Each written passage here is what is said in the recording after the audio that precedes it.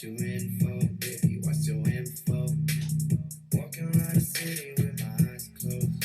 What you in for, baby? What's your info? Walking around the city with my eyes closed. What you in for, baby? What's your info? I got the mojo, I got the mojo. Hey, hey, I got the mojo, I got the mojo, I got the mojo. Baby, don't hesitate, I will not hesitate. Baby, don't hesitate. Call me all the time, that's a perfect timing. You got me shining like a perfect diamond. Call me all the time, that's a perfect timing. You got me shining like a perfect diamond.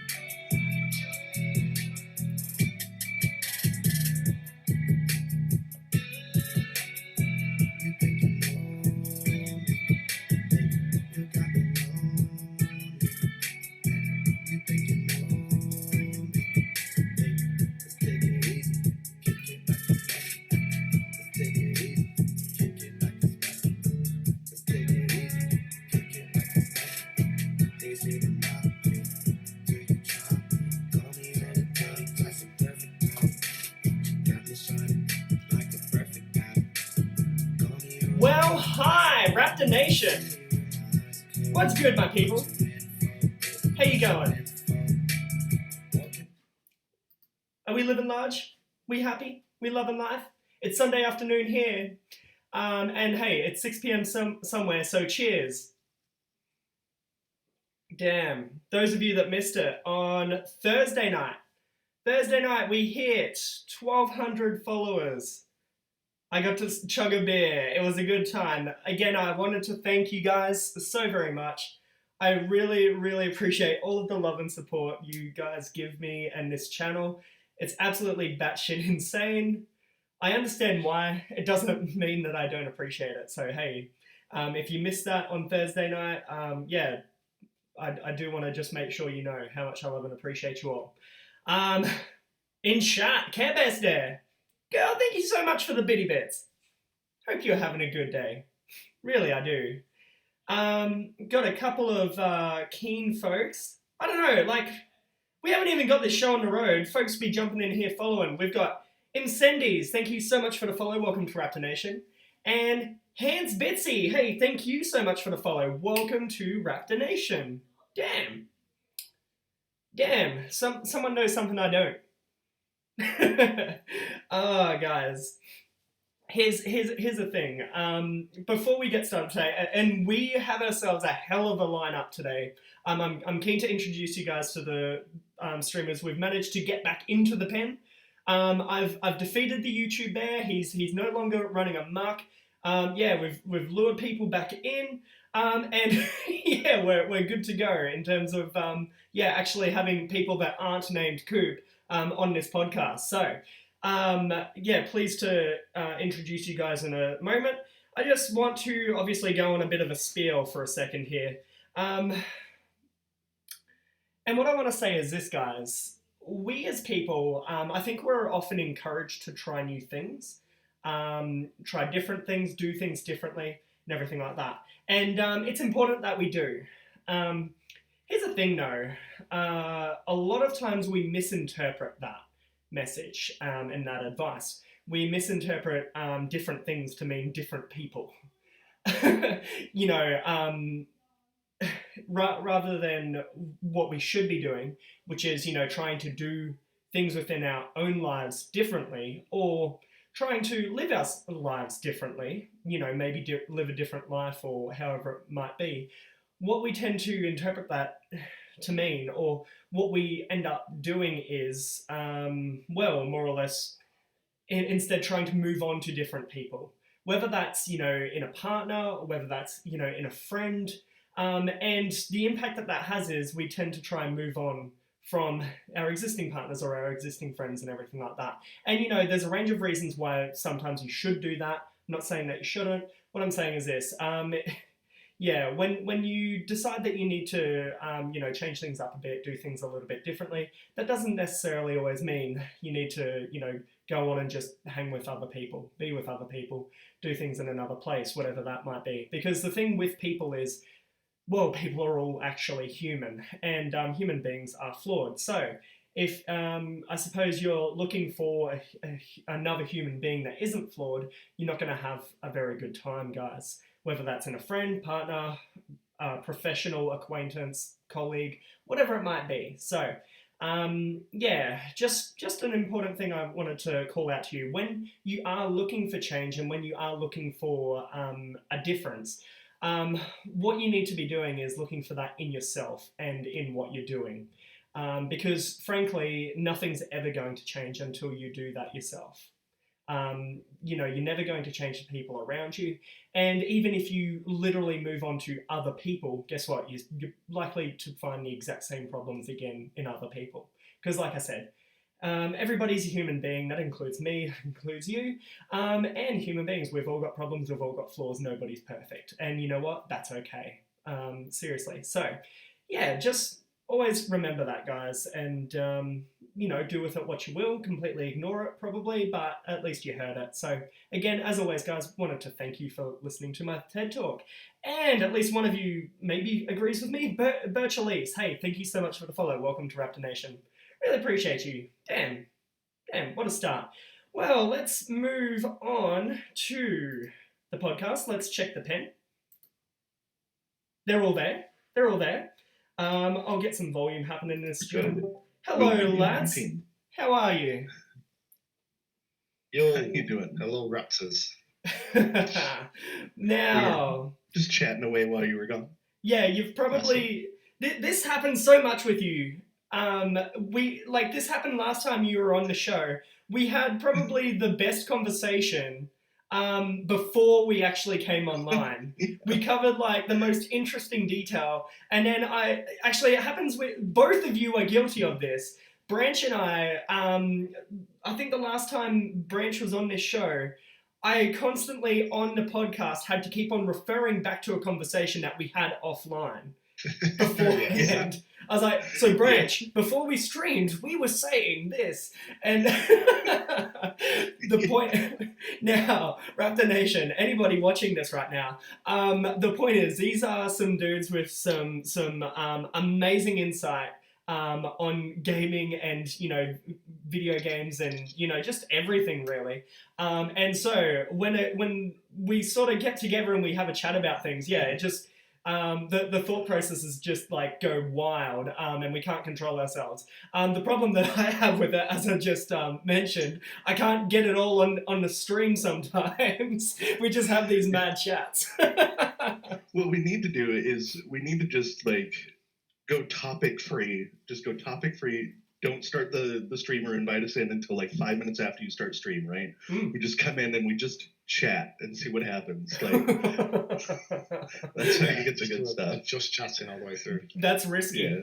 That is risky because it'd be my luck. We go onto a complete, especially if you don't know we're online. Like, do you know that we're online when I do that, or do you not know? Like, Well, like if you're like, hey, we're gonna go live at this point, like I try to show up early, right? Oh yeah. But, if you're like, hey, I'm gonna go online here, but I don't want you to be in chat until like 5 minutes after. Right? We'll just like all pop in and do it that way. Be there, just like freeform it. Just hop on it. Just go for it. There we go. Maybe. Maybe you should host the podcast sometime, Dow. You've got these sick ideas. Actually, but all the same, everybody, if you haven't already met this gentleman to my side, this is Dow of Z. Dow Z. Just in case nobody has watched this before, want to tell us something about yourself? I actually was just talking to Gil Branch about this. He was asking me about the stuff behind me here. I've been a gamer since games were a thing. I played the original Atari. I played, the original NES when it was brand new kind of thing. I have been a professional gamer. I have been a chef. I now do mini painting on stream as well as play games, that kind of thing. Pretty much if it's a game, I will play it. My big draw, my wheelhouse is shooters and RPGs, and anytime they come together is amazing for me. I spent a little bit of time. I spent about 3 years being a professional esports athlete for Ravensoft back in the day with Soldier Fortune 2, and then the original Call of Duty and Call of Duty 2. And now I'm old. So yeah, I also play Overwatch. I coached a team for about a year and a half, an amateur team that got invited to BlizzCon twice. Nice. Not to play in the Worlds tournament, I wish, but they hold a pre-tournament to that for the amateurs, and my team has played in that a couple of times. So yeah, I dig it. That's a little bit about myself. Absolute PogChamp. And yes, in chat there, you'll see a link to Dowsy's channel. Yeah, I really don't overplay this, guys. The dude has some freaking wicked knowledge, actually. Especially if you're into, esports and whatnot. As I said, he doesn't play professionally anymore. Still knows a lot about the professional game. Yeah, anybody that caught the last podcast that we had Dow on, I think we spent forever talking about Call of Duty League. Oh boy, I just had way too much fun with that. So yes, make sure I can only imagine. I've caught like a few of your streams, my dude. Absolutely chill vibes. I fucking love it, actually.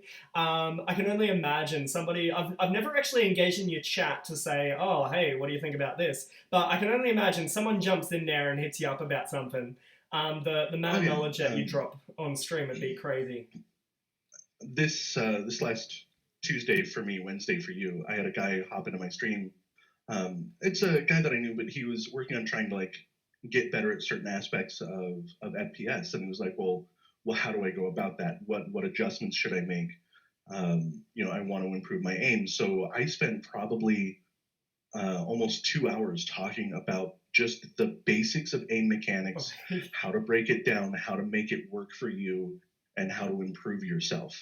And there's, even on the very basic level, there is a lot that you need to know about aiming that if you start implementing it like right now, will improve your game in a week, right?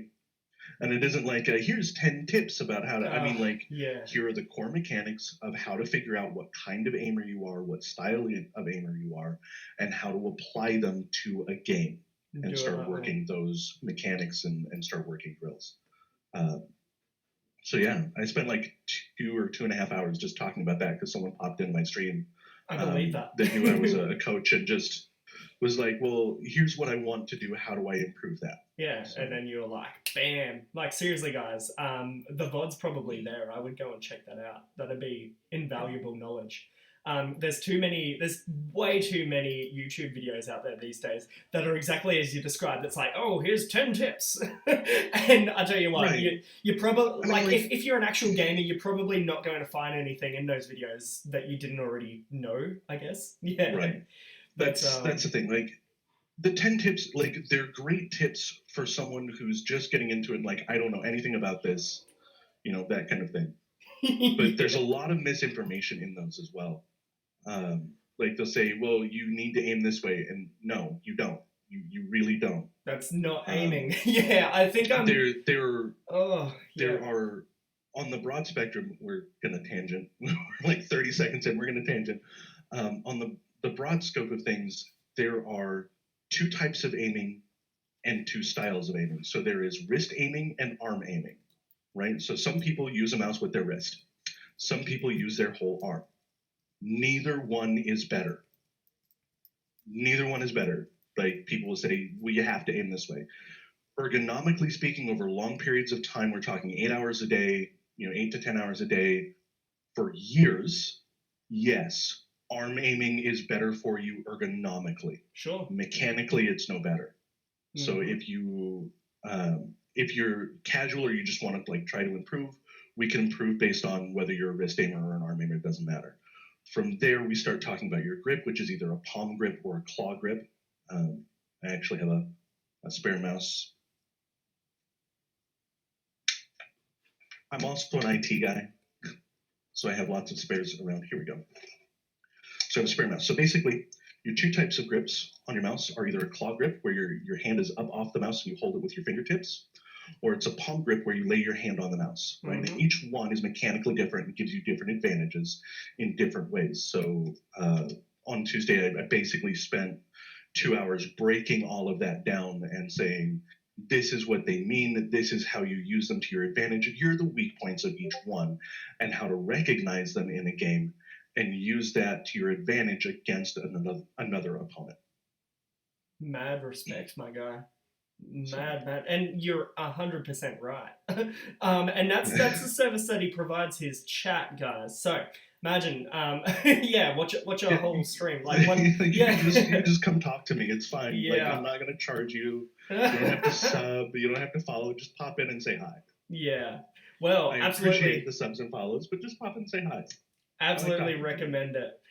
So that's Dow Z. Now to the south on the screen. If that's north, that's south, right? We have another PogChamp.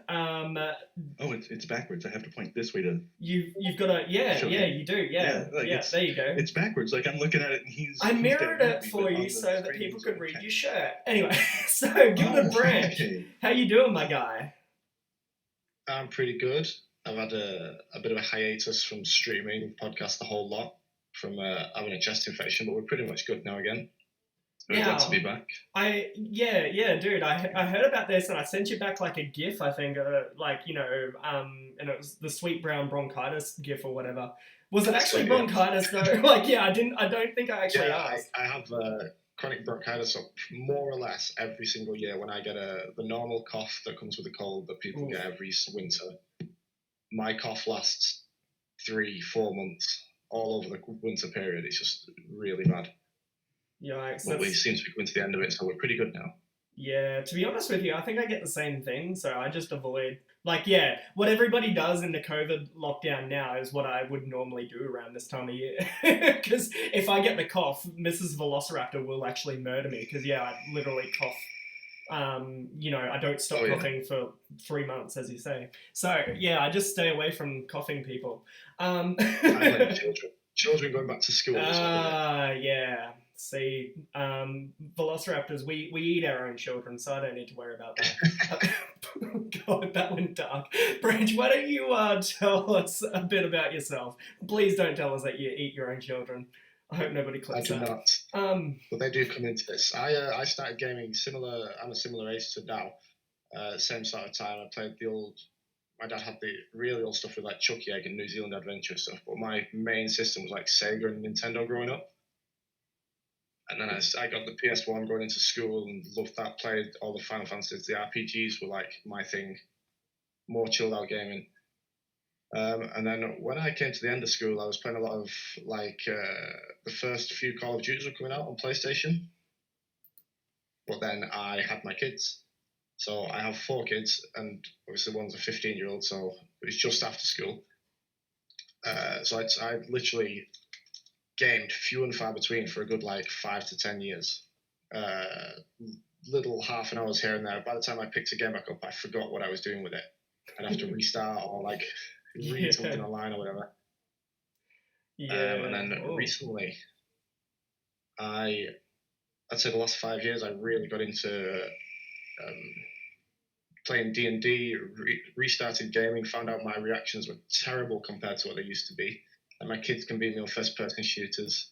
I've just learned I'm a claw wrist gamer. So I'll take some tips from you when I can. There you go. And I play. So I'm not as good anymore on first-person shooters. I'm not as quick, but I much prefer nowadays playing RPGs, slower burn games, old retro N64 stuff, and a lot of I guess you could call them Soulsborne games, like the Dark Souls, the Bloodborne, that kind of thing. All those, yeah. It's a game series I've never touched because it's always been really intimidating. Mad respect to anyone who can even finish those games. It's so those games are like a Battletoad level of hard. Let's play through it together. Yeah. Well, Dow, I don't know if you've heard this, but if you vote for me in your upcoming election, I will enable gaming counselors for Dark Souls 2. So, nice. vote Coop. Definitely. Vote Coop Will in the do. upcoming presidential election. 2026. Yeah. That's happening. It's controversial. Some people don't want gaming counselors for Dark Souls 2. They say that they like, to be acknowledged for getting through the game without help. But, I feel like for Dark Souls, like you not only need the gaming counselor to get yourself through it, but like after for the PTSD, like really those games are brutal. They're amazing games, and they're on the list of things that I've always wanted to play. I just have never found time to sit down and do them. Dark Souls is it has got a high difficulty level, and a hell of a lot of it is not rushing. It's just like reading opponents, which same with a lot of games, but that more so than most. But when you play it, a lot of players get intimidated within the first hour or so. Don't play it again. Every time you get past something really insanely hard, and you get that feeling of like elation, you've got to keep going. When you finish it, you will find it hard.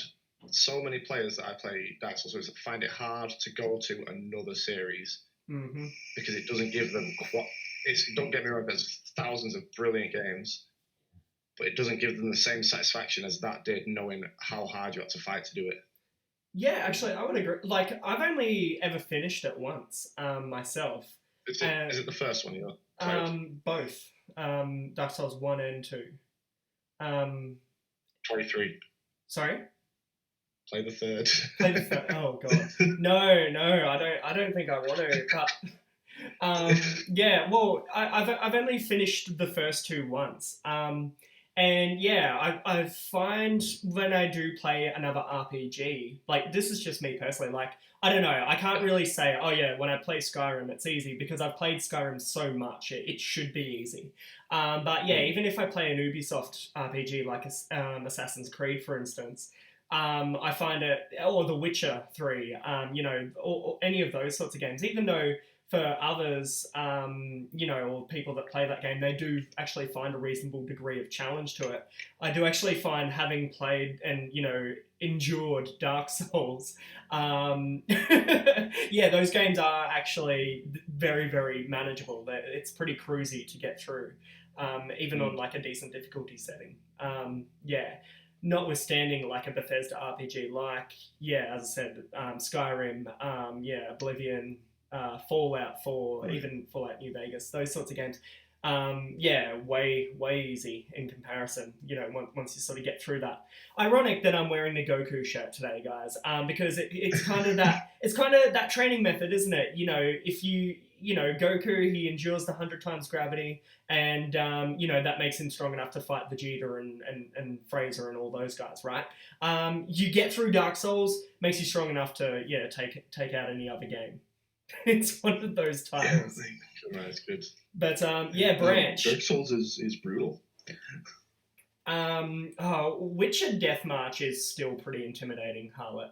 Let's not get that wrong. Now, man, what are you guys doing? I've got to catch up on what's going on in this little activity bar here. Okay, so Scruffy Cressivan, thank you so much for the follow. Isis the Slide, thank you so much for the follow. Insay I think that's how you say that. Thank you for the follow. Tyon Tisilochi, thank you for the follow. And Coral Orm, thank you for the follow. I think Scruffy, yeah, that was like 14 minutes ago, dude. Sorry about that. But yeah, also in chat, sunglasses on. Where are my sunglasses? Oh, here they are. Here you go, Harlot. You're welcome. Thanks for that. But yeah, in chat, I pinged it a couple of minutes ago, but there is a link to Branch's channel.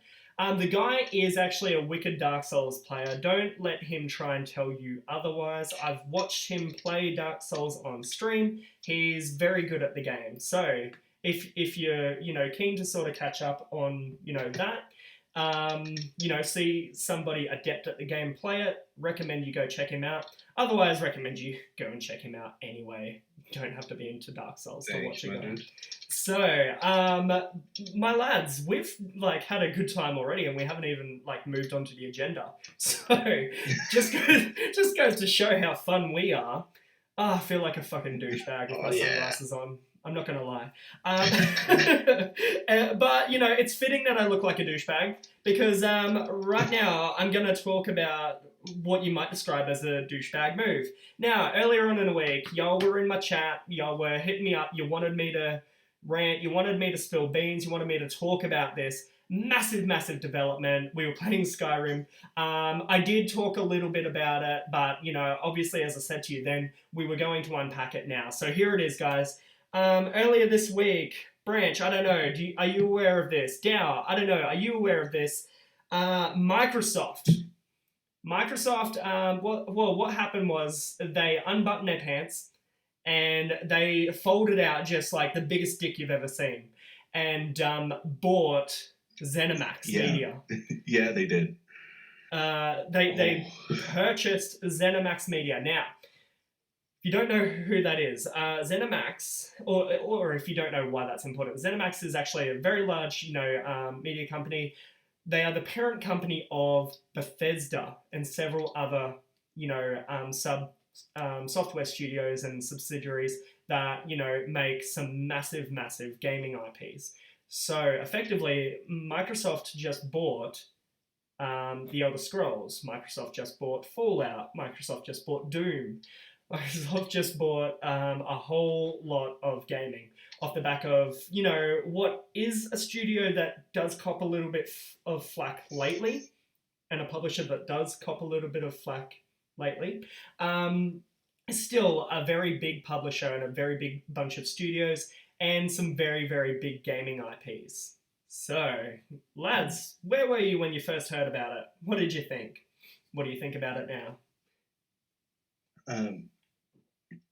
So being in America, I got to hear about it as soon as it was announced, and like as you said, it was pretty much like the biggest dick move Microsoft could have made, like hands down. The announcement was basically Microsoft walking up, taking it out of their pants, dropping it on the table, and table collapsing kind of move. Like just it's a huge purchase that opens up a lot of possibilities and some really great memes. Some amazing memes. It's been pretty good overall. There are some concerns in the gaming world and in the dev world about it, but the concerns are actually pretty minimal. Overall, what we've been seeing or what I've been seeing is pretty positive. It was a big move, and it wasn't a risky move. It was definitely a very calculated, very smart move by Microsoft. And I think it's going to change a lot in what we see from not just game development, because we're going to see some increases there, but it's going to change a lot in how we see games released and produced, and I'm really excited about what it's going to mean moving on from here forward. Not to mention the potential titles that can come out of some of the collabs will be fantastic. Well, yeah, you know, you're not kidding. Something that a lot of people clued onto immediately when this went down is that, of course, Obsidian already sit under that Microsoft umbrella. So a lot of folks screaming out, you know, potentially we could see a New Vegas sequel or a remaster or something along those lines. There was a podcast that they did on, again, My Tuesday, Your Wednesday. Yes, there was. Where that question was asked, are we going to see a revisit of New Vegas now that Obsidian and Bethesda are under the same banner? And in true Todd Howard fashion, he skirted the issue, but he skirted it with an affirmative. So, yeah, honestly, that would be good. It would be amazing. It would be amazing. And if it's one of those like, well, we hadn't really thought about it, but I am now kind of things, then yeah. Yeah, well, there's been I don't want to seem too overcritical of Todd because, you know, honestly, he's a very good dude. He's led a very large, you know, publisher and software company through a pretty tumultuous time in gaming and through some highs and some lows and everything, taking him from one place to another. He's actually done a remarkable job. But yeah, I don't know. A lot of what I've seen from Todd, you don't get to be in that position without being good at what you do. Exactly. So Todd, even if you make mistakes, you just don't get there unless you're good at what you do. Precisely, Todd. You're my boy. I make fun of you. That doesn't mean you're not my boy. But through the week, Todd, a lot of what we've heard from you is certainly, to me, seemed a lot like lip to butt talk. He's been speaking very affirmatively. He's definitely been providing some inflated information, I think, in some of the statements he's made. An example might be around Starfield and ES6 and the engine issue. I think I was talking about this on Tuesday. In his statement that he made, he did talk about, obviously, this merger and how excited he was, because of course he would, because he doesn't want to get ousted or anything like that. But he did actually speak more about their upcoming titles and what we got to learn, and what was actually very exciting in the information that he gave us was that Starfield will be running on the updated engine that ES6 was always going to be running on, which is super important, because naturally I think a concern that I've been having for a long time is that Starfield would be built on the currently existing Creation engine. Now, a little bit of information that I can give you guys is this. The updated engine is not actually a new engine. It is the Creation engine overhauled.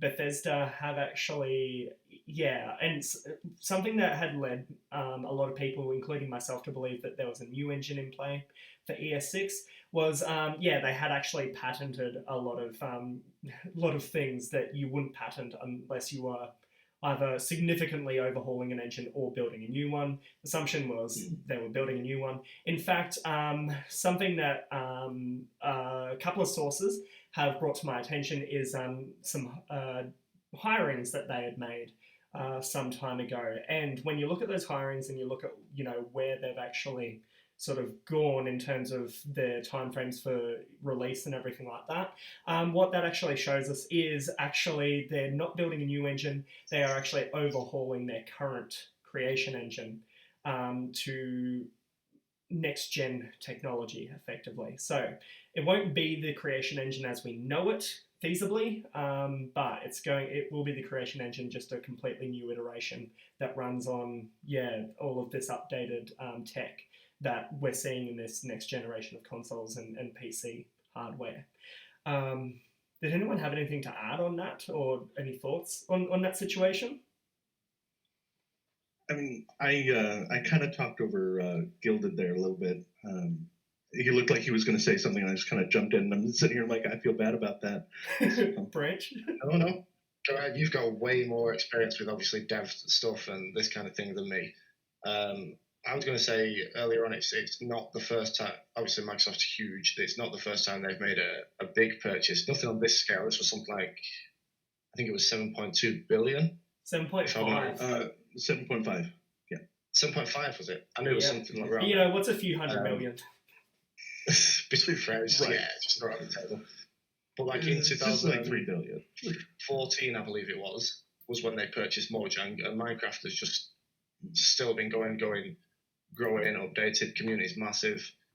I mean, to them, this is to me a massively strong move. I know it's a big dick gamer moment, like you said, but I think it's, like Dal said, massively calculated, and the stuff that can come out of it's fantastic. Well, off the back of it, they sold out of their pre-order Xbox consoles. Like, the announcement was lined up.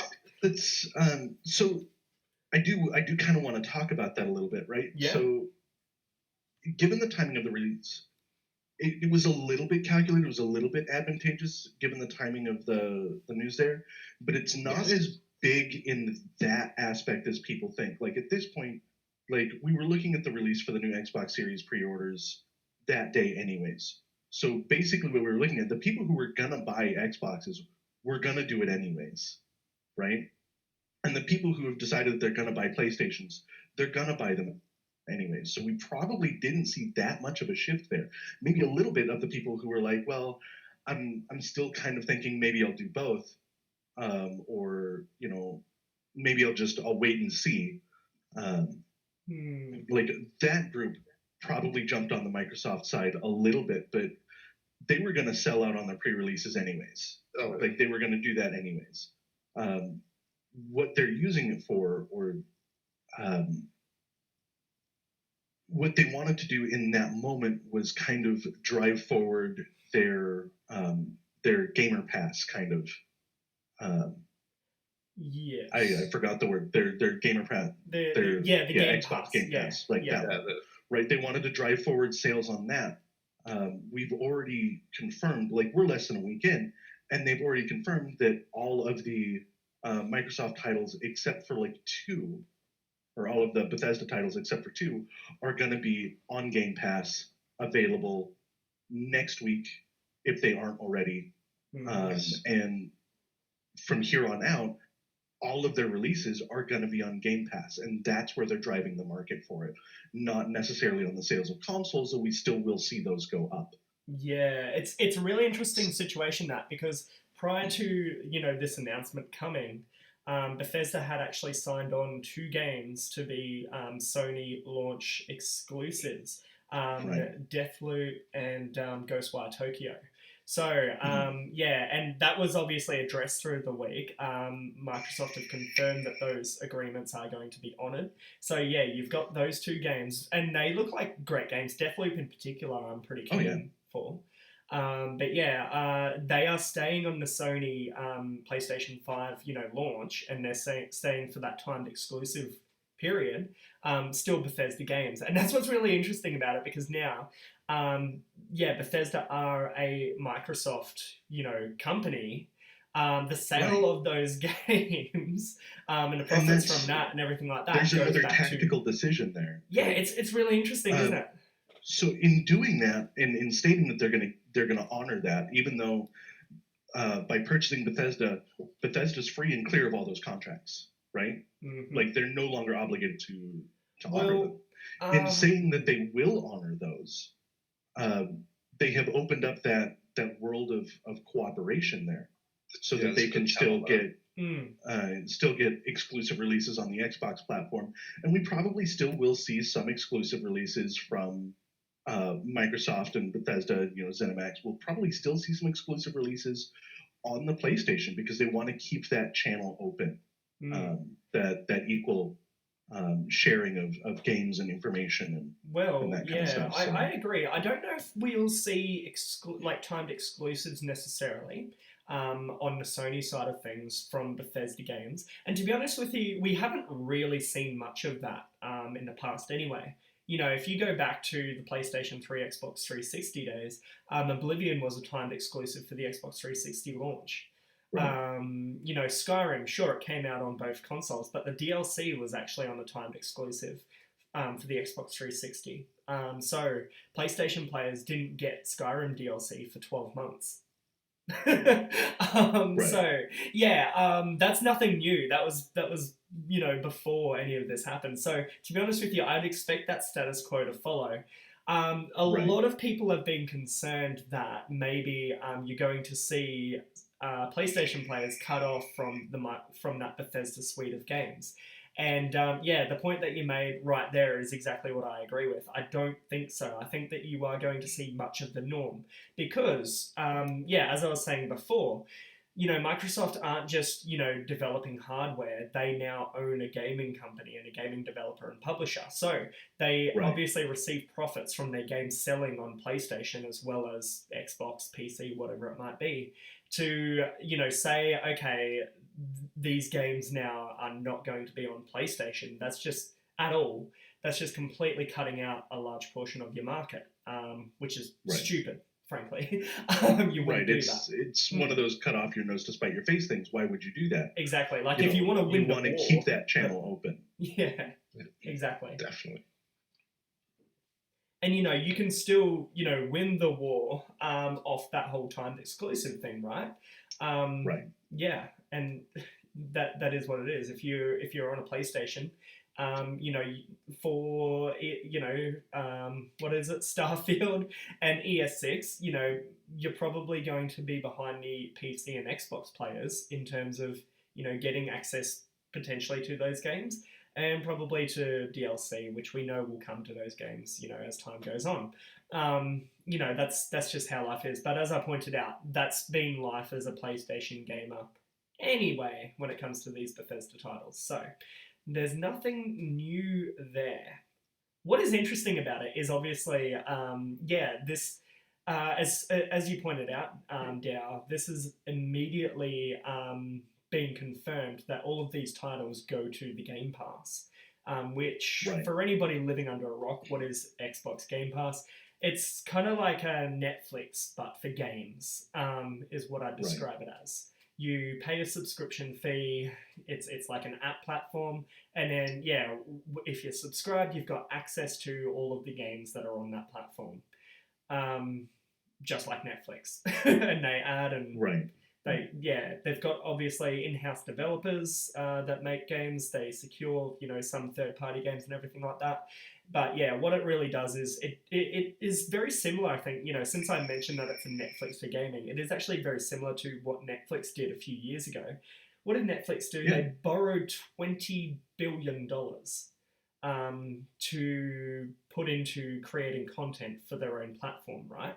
And the way that they went about it was, if you wanted to make a documentary, then they would fund it. If you were making a movie, they would fund it. Like, it became a meme. There was a South Park episode about it, right?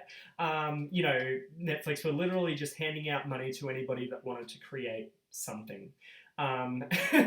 So instead of going about it that way, what Microsoft have done here is they've actually thrown, you know, $7.5 billion at you know, somebody that has shown that they can actually create good content with established IPs, you know, and now they have those to then put on their platform that way. So it is just a different iteration of what we saw with Netflix in that form of content previously, just in a different way. Similar to the Star Wars move, I've seen a lot of people mention, you know, Disney's purchase of Star Wars in this conversation. You know, obviously Disney spent less money buying Star Wars. Like, the model for the purchase is there. We've seen it work a lot in recent years of larger companies that aren't really in that specific field, like say Disney with Star Wars, or you know, Netflix with creating their own content. We've seen it before. Just this is, you know, in this way, it's just on a larger scale, and it was, again, like I said, it's a very, very smart, very tactical decision, and it's going to go well for everybody involved. And a lot of people, even if they're not involved in the deal, it's going to go really well for companies that are on the outside of that as well. It sets this precedence, and the way that they've gone about it, being so open with everything, has really kind of set the tone for what we're going to be seeing as gamers for at least the next 15 years. 100%. Now, I've seen some negative commentary on this whole deal. A lot of people talk about monopolization. Now, I want to say I don't agree that this is monopolization at all. There is still a massive, massive gaming market out there that isn't owned by Microsoft or Sony. But it is interesting, isn't it? It seems to be less and less so that, you know, you can just be, you know, start a dev company and then just be and, you know, grow and, you know, not have to worry about anything. You know, and Microsoft aren't the first company to go out and, you know, buy other studios. You know, if I were to say EA, you could literally, you know, look over at a graveyard of devs that have been bought up and shut down, you know, under that banner. You know, or Activision. I mean, like, it's exactly. This isn't the first time we've seen it. Exactly. But yeah, it's just the first time we've seen it on this scale. Do you think it really just reaffirms that, though? Like, does it really hit home that that's where gaming's at. Is you're either like an indie going nowhere, or you're getting purchased by a big player. Right. Do you think? I heard Gilded inhale there. It was like, oh No. let you. Okay. I'm the weird pause I keep having is to not cough all over. Okay. I completely lost my. Oh, right. So even though this is a very large scale purchase, like $7.5 billion, it's a ludicrous amount of money. It's a ludicrous amount of money. Let's be honest. This is the first time we've seen a AAA developer bought out by another company, right?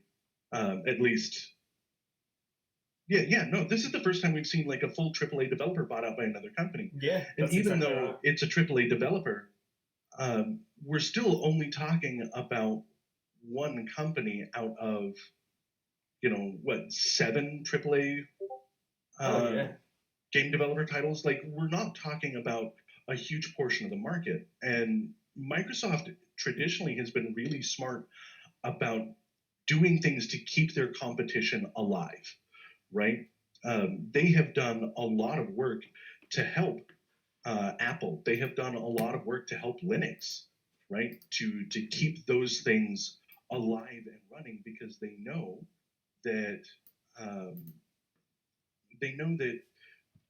competition breeds more purchases. It drives that force for them. They make more profit off of it than being just like a large mega corporation. It's really good for everybody involved. I highly doubt Microsoft anytime in the near future is going to be looking at, monopolizing the gaming market or the tech industry. They have been traditionally very good at supporting their competitors. Very true. Very, very true. And that kind of crosses over to something that I do want to move on to. But first, I just want to talk about things in-house at Bethesda and the impact that this actually has on them. Because, of course, we have we have talked previously about the state of Bethesda, right? And some of I suppose the tactics that they've used, the approach that they've had in recent times, and I guess that is really atypical of tactics. Yeah, right. Look, it's atypical of a AAA developer these days, right? They do tend to try and gauge as much money as they can out of players. And yeah, look, Bethesda are as guilty of that as Activision and EA and the likes are.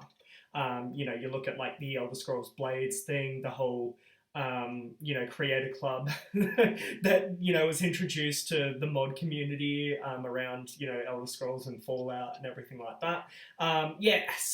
And naturally, what we have seen, particularly I would say over the past, dare I say, at least the last 8 years, has been more or less an approach of milking the quality content that they have given us for as much as they possibly can. Being pointed out to me that there are more re-releases of Skyrim as a game than there are of total games in many other series, if not all other series. They've literally just re-released Skyrim a billion times, it feels like, and obviously made a shit ton of money every time. Naturally, there's been what's happened with the Fallout franchise. They moved on from Obsidian, released Fallout 4, it was all right, and then naturally we moved on to Fallout 76, which was frankly just a cash grab. I mean, I wouldn't say that Fallout 4 was alright. Like, I'm a big Fallout guy. Like, I've even I've got I wouldn't say, as much as I love Fallout, I wouldn't say that Fallout 4 was a good thing or a good release. It wasn't even like a passable game. They went at it. Unfortunately, they went at it with the Skyrim mentality of it works, right? Like, yeah, technically it works, but like, let's look at the release for that. When it went live, less than 10% of the people that had bought it were able to play the game. because it was broken. It literally took a 23-year-old guy living in his mom's basement. Yes, that's where he was, living in his mom's basement, less than 16 hours to write a patch that fixed the problems they were having. Yes. Yes, that comes back to That's the pretty creation bad. engine. That, yes, I agree, 100%. That is just Bethesda making games. Right. That is like we've learned to expect that from Bethesda, but like even in the game that they released, Mhm. it wasn't that great. Like No, it you wasn't. could play through the entire story Sure. in 4 hours or less. Mhm. And I don't mean like if you're like hard going speedrun, 4 hours or less on release day. Like people had beat the game in under 6 hours, knowing nothing about it. Very true. You know, on release day. The DLC that they released for it, that was supposed to expand that, out of all the DLC, there was one fleshed out storyline that was an additional 3 hours of gameplay. Yeah, the rest was just added mechanics or whatever that ought to have been in Right. the original game. Which is from the Fallout community's perspective, is not what we come to expect from the Fallout genre. Very Right? true. It was basically the Fallout 4 release was basically here's Skyrim with laser weapons. Go. Well, right? Like that's yeah. it was That was very much the not a marketing good at the game time. that fit into the franchise though. Like it's I I'm played the not hell hating out on of Skyrim, but What's sorry, that? go ahead. No, I was just only a quick thing. I played the absolute hell out of Fallout 3 over and over, doing all sorts of good, neutral, all sort of thing. And then I played New Vegas. To me, it wasn't as good, but it was still a really good game. And I didn't play 4. I saw all the memes and things online, and obviously, like, thought they're having a bit of a shit show, if you will. But I knew nothing about what you just said, and that is shocking. Yeah. So obviously, it's no new news now, but that is shocking to hear. I don't know, because yeah, I absolutely that agree play with it. everything that you've just said, Dow. I can say that I can jump into Fallout 4 and I will have fun. Because you do still have a sandbox. If you play a game for a story, and Right. you know I love a good story. Look, typically the Bethesda stories that they come up with in house and the character development and everything like that, it isn't the best. The fun that you have in Skyrim isn't, you know, when you're playing through that main quest line. You know, sure, great, you have fun killing Alduin or whatever, but do you actually? Or does your fun come around, you know, running around doing whatever the fuck you want, you know, being like a literal Right. god? Like, yeah. That's where that discordance comes in. Yeah. From the people who've been playing Fallout, and I have played Fallout 1 on release, Fallout 2, Brotherhood of Steel, even though it was a redacted title, Fallout Tactics, New Vegas 3. Like I played the whole series. I know way more about the lore than I really should. And what the Fallout community has come to expect from the Fallout series just isn't Fallout 4. And you're right. If you look at it as a sandbox, it's a great game, but it's not what the Fallout community would consider a Fallout game, right? And that's where that discordance is. That's why people who play Fallout say, no, it was not a great game. It was a terrible game. If you look at it from the sandbox perspective, sure, absolutely, it's a wonderful game, and I still pick it up and play it. Right, every now and then I'll just get on for a couple hours, do whatever the hell I want, close it down. But it's not a game that I'm going to sit there and binge like I do New Vegas. I have gone through New Vegas and Fallout 3. I don't know how many times. You know, just because like there is that replayability. The story is great. And every time you go through, you make one change, you know, one choice different, and it changes the whole thing, story for you, right? Whereas with like Fallout 4, you have the story, and sure, there's options at the end, but realistically, no matter what option you take, it's the same result, it's the same story, nothing you do matters. It all plays out the same way, which is not what we've learned to expect from the Fallout universe. Yeah, yeah. You're right, and it does vary a little bit. So I've actually played it through, and I've played every single ending of Fallout 4, except for the Minuteman ending, frankly.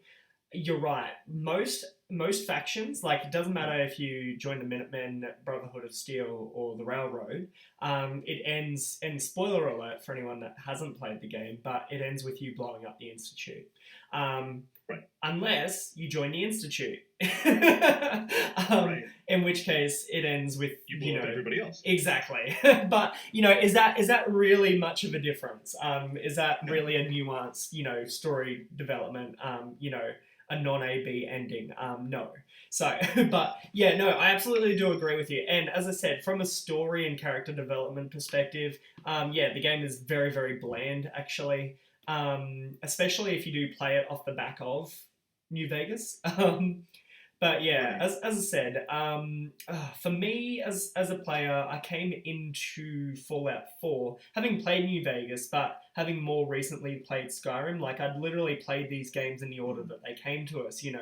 Like Oblivion, New Vegas, Skyrim, Fallout 4.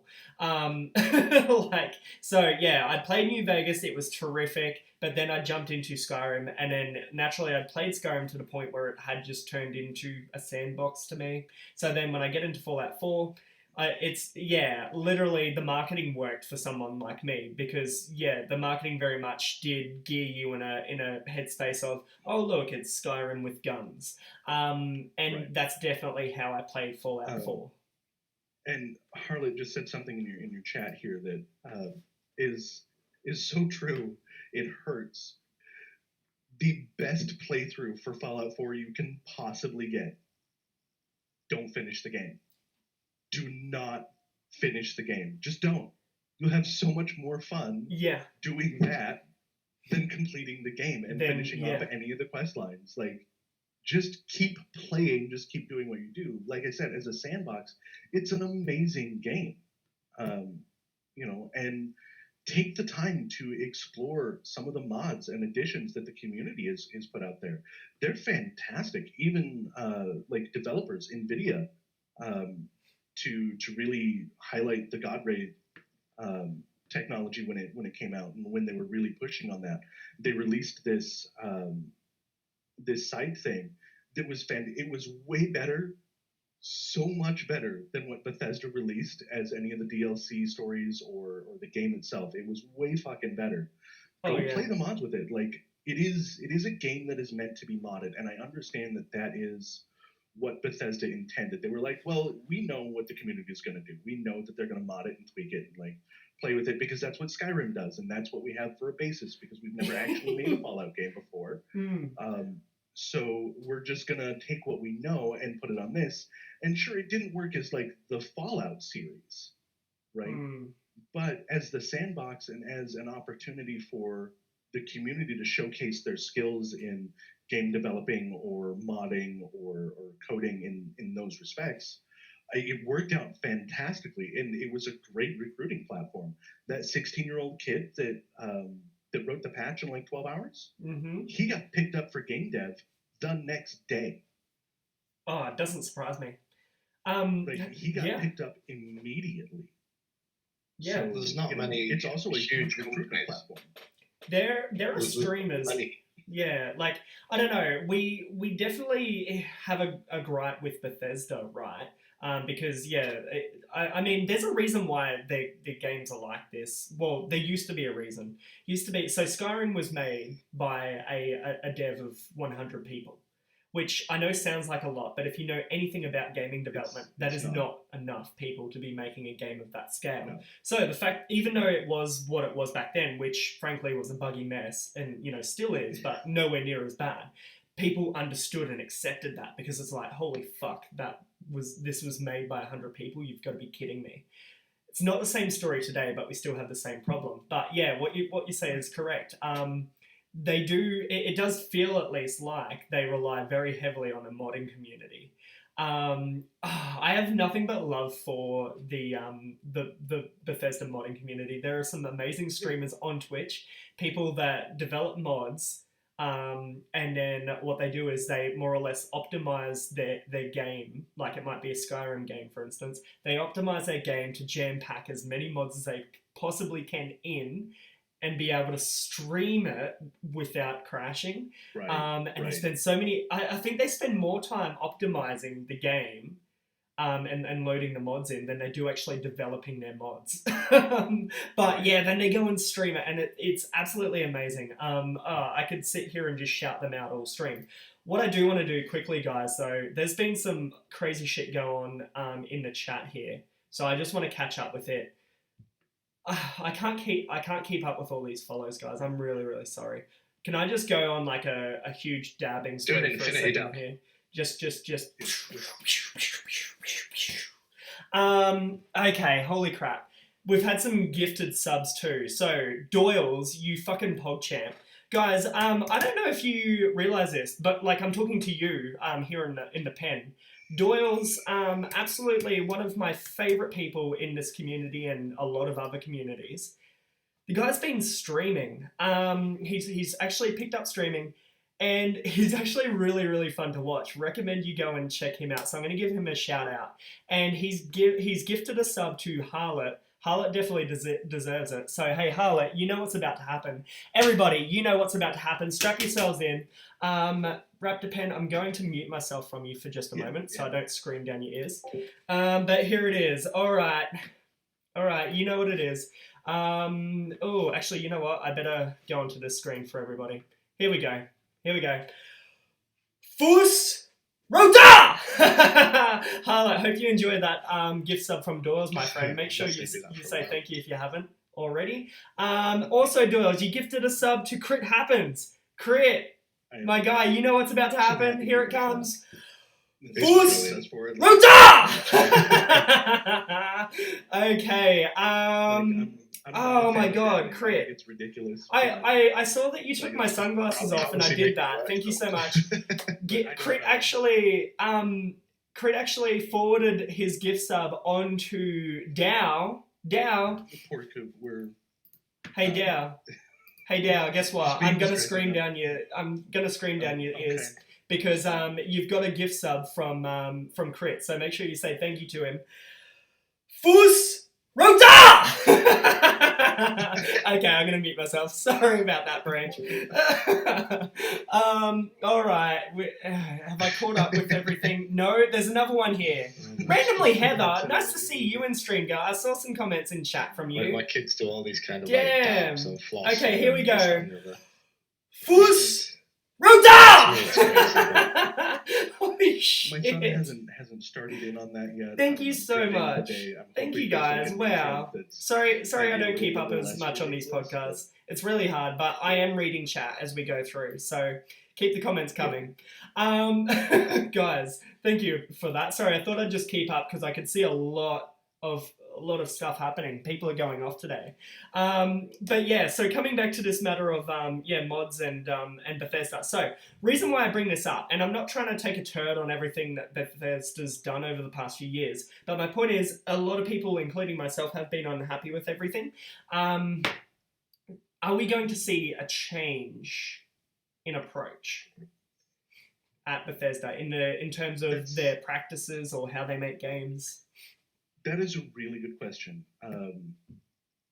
I have some thoughts on it, but I actually want to hold them back because I'm kind of curious what Gilded down here thinks. I mean, whether it's going to be a change or not is different. Like I probably have nowhere near the sort of thought process you do with your background. But that Microsoft is certainly going to have like a say in the way things are done. There's no point buying them to just go out, to just turn on and carry on. There's no point, right? Taking it to yourself. But what other sort of game series? Obviously, a lot of old titles do it community based, but there's nothing that I can think of that works the way of the community giving more to the game than the devs do. The devs put a base there, the community makes the game. I played Skyrim on the 360, and it was good. I was like, oh, this is cool as hell, blah, blah. I'd only played Oblivion before that. And then when I got it years later on the Xbox One, the definitive edition where you could just, it's different to on PC. On Xbox, you literally, it just comes up with a list and little videos and everything. You just click your mods. It sorts the load order, it sorts everything. It's painless to do. And it made it a completely new game. I only added maybe 10 mods in. Oh yeah, and that's what And you then need. going forward from that, the amount of times I've, like you say, with all the re-releases, I've got it. Well, I had it on 360, Xbox One. I've got it on PC twice for mine and my wife's account. And no one buys a game 4 or 5 times over like Skyrim and Fallout the same, but yeah, just go into it. The community has made the game over so many times. It's like several re-releases of the new game. Yeah. I do think it will change to a degree. I think, of course, we're going to see a change. Like Gildan said, nobody buys a game franchise like this without making a change. You're not just going to purchase it and be like, so continue doing what you're doing. We're just going to take your money now. Like, nobody does that. No. There are going to be some changes. I think there's going to be what we're going to see is we're going to see cleaner releases from Bethesda. We're going to see cleaner releases. I think we're going to see some more fleshed out storylines. I don't think they're going to go too far, but realistically, Bethesda has built its reputation on the fact that the one thing it does better than anyone else is it makes a sandbox. Yes. Better than anyone else, that's what they do. Nobody's even anywhere close to that right there. They give us a world, they give us an environment, they give us the utilities and utensils to make it what it is that we want, right? Nobody does it better than Bethesda in that sense. And as I said before, like with Todd Howard, you don't get to be a CEO of a AAA company, and you don't get to be a AAA company without doing it right? Without doing it very well. Absolutely. And sure, they have their faults. But they made it there for a reason, right? So I'm expecting us to see the same kind of sandboxy type games that we're seeing. I just expect it to be, I'm expecting at this point for it to be cleaner releases, cleaner coding, cleaner graphics, and I expect to see a little bit more fleshed out storylines with the opportunity to develop. Microsoft would be absolutely stupid to not allow Bethesda to continue including the community the way that they have. Sure. They would be absolutely stupid. And we can clearly see that Microsoft, even in the last week of what they've been doing, they're not dumb. Not dumb at all. They have been really smart about what it is that they're doing. And how they've approached it, yeah. And how they're approaching it. So I highly doubt that they're going to take this and be like, okay, so I know you all are used to doing things this way, but you're going to do it our way or you're going to get fired, right? I think they've seen what's happened with Activision, who approached it that way. So yeah, we picked up these other really big companies, and I know you're used to doing things this way and having like freeform and like this is what you guys are doing and this is what you're used to and it works for you guys. I know you're used to that, but if you don't do it our way, you're fired now. I don't see Microsoft doing that, especially because Microsoft, even though they are a game dev, they've never had to dev games on this big of a scale, right? With these kind of titles. I think they're going to rely on the expertise of ZeniMax with the support of the other dev companies they have under their umbrella to then give us better quality games, better entertainment, and push the gaming industry farther than it has gone and push it in a big way. I think we're going to see in the next, it's going to take a bit. I think it's going to take 5 years for us to really see, minimum 5 years for us to really see this all come to fruition, right? Because AAA titles, big game titles, they take time to develop. They really do. Yeah. I think you're absolutely right. Even though we saw it released less than a year after Fallout 4, that was a game that was in development 4 years before we even heard about it, right? So I think Microsoft is going to rely on the expertise that Bethesda brings to the table for large-scale game dev, and then give them the support of the smaller companies that maybe do things a little bit better, like Obsidian, for example. Obsidian makes amazing storylines, amazing like immersive environments. That's what they do. They're not so great at some of the other things that Bethesda does, such as like the mechanics, right? Bethesda does pretty solid like shooter and fighting mechanics. You know, they know how to make intuitive gameplay like that. Obsidian, they're okay. Bethesda's better, and we would expect Bethesda to be better at that sort of thing. But I think the support that something like Obsidian brings to the table, and the other game developers, will just push what we see in gaming ridiculously far. But we're going to have to be patient. We're going to have to wait 5 years or more before we really see the full fruitions of this purchase. I absolutely agree. I think what it is going to definitely result in is more ambitious projects in gaming. Yeah, for sure. Yeah, and honestly, I couldn't begin to imagine what that is going to be or what it's going to look like. But yeah, that's all I can really see happening. Todd Howard has said himself, even before any of this went down, he does not want Bethesda to just be a an IP company, a studio and a publisher that just pushes out an Elder Scrolls game, a Fallout game, a Doom game. Like that's not what they envision doing. They want to be more than that. We're not looking for Call of Duty 7, right? Exactly. Like, sure, they'll continue releasing those games, but yeah, I think certainly from his vision, he's always wanted to operate on a larger scale with some more bold things. What those are, I guess we'll have to wait and see. But the point is, this deal makes that all possible.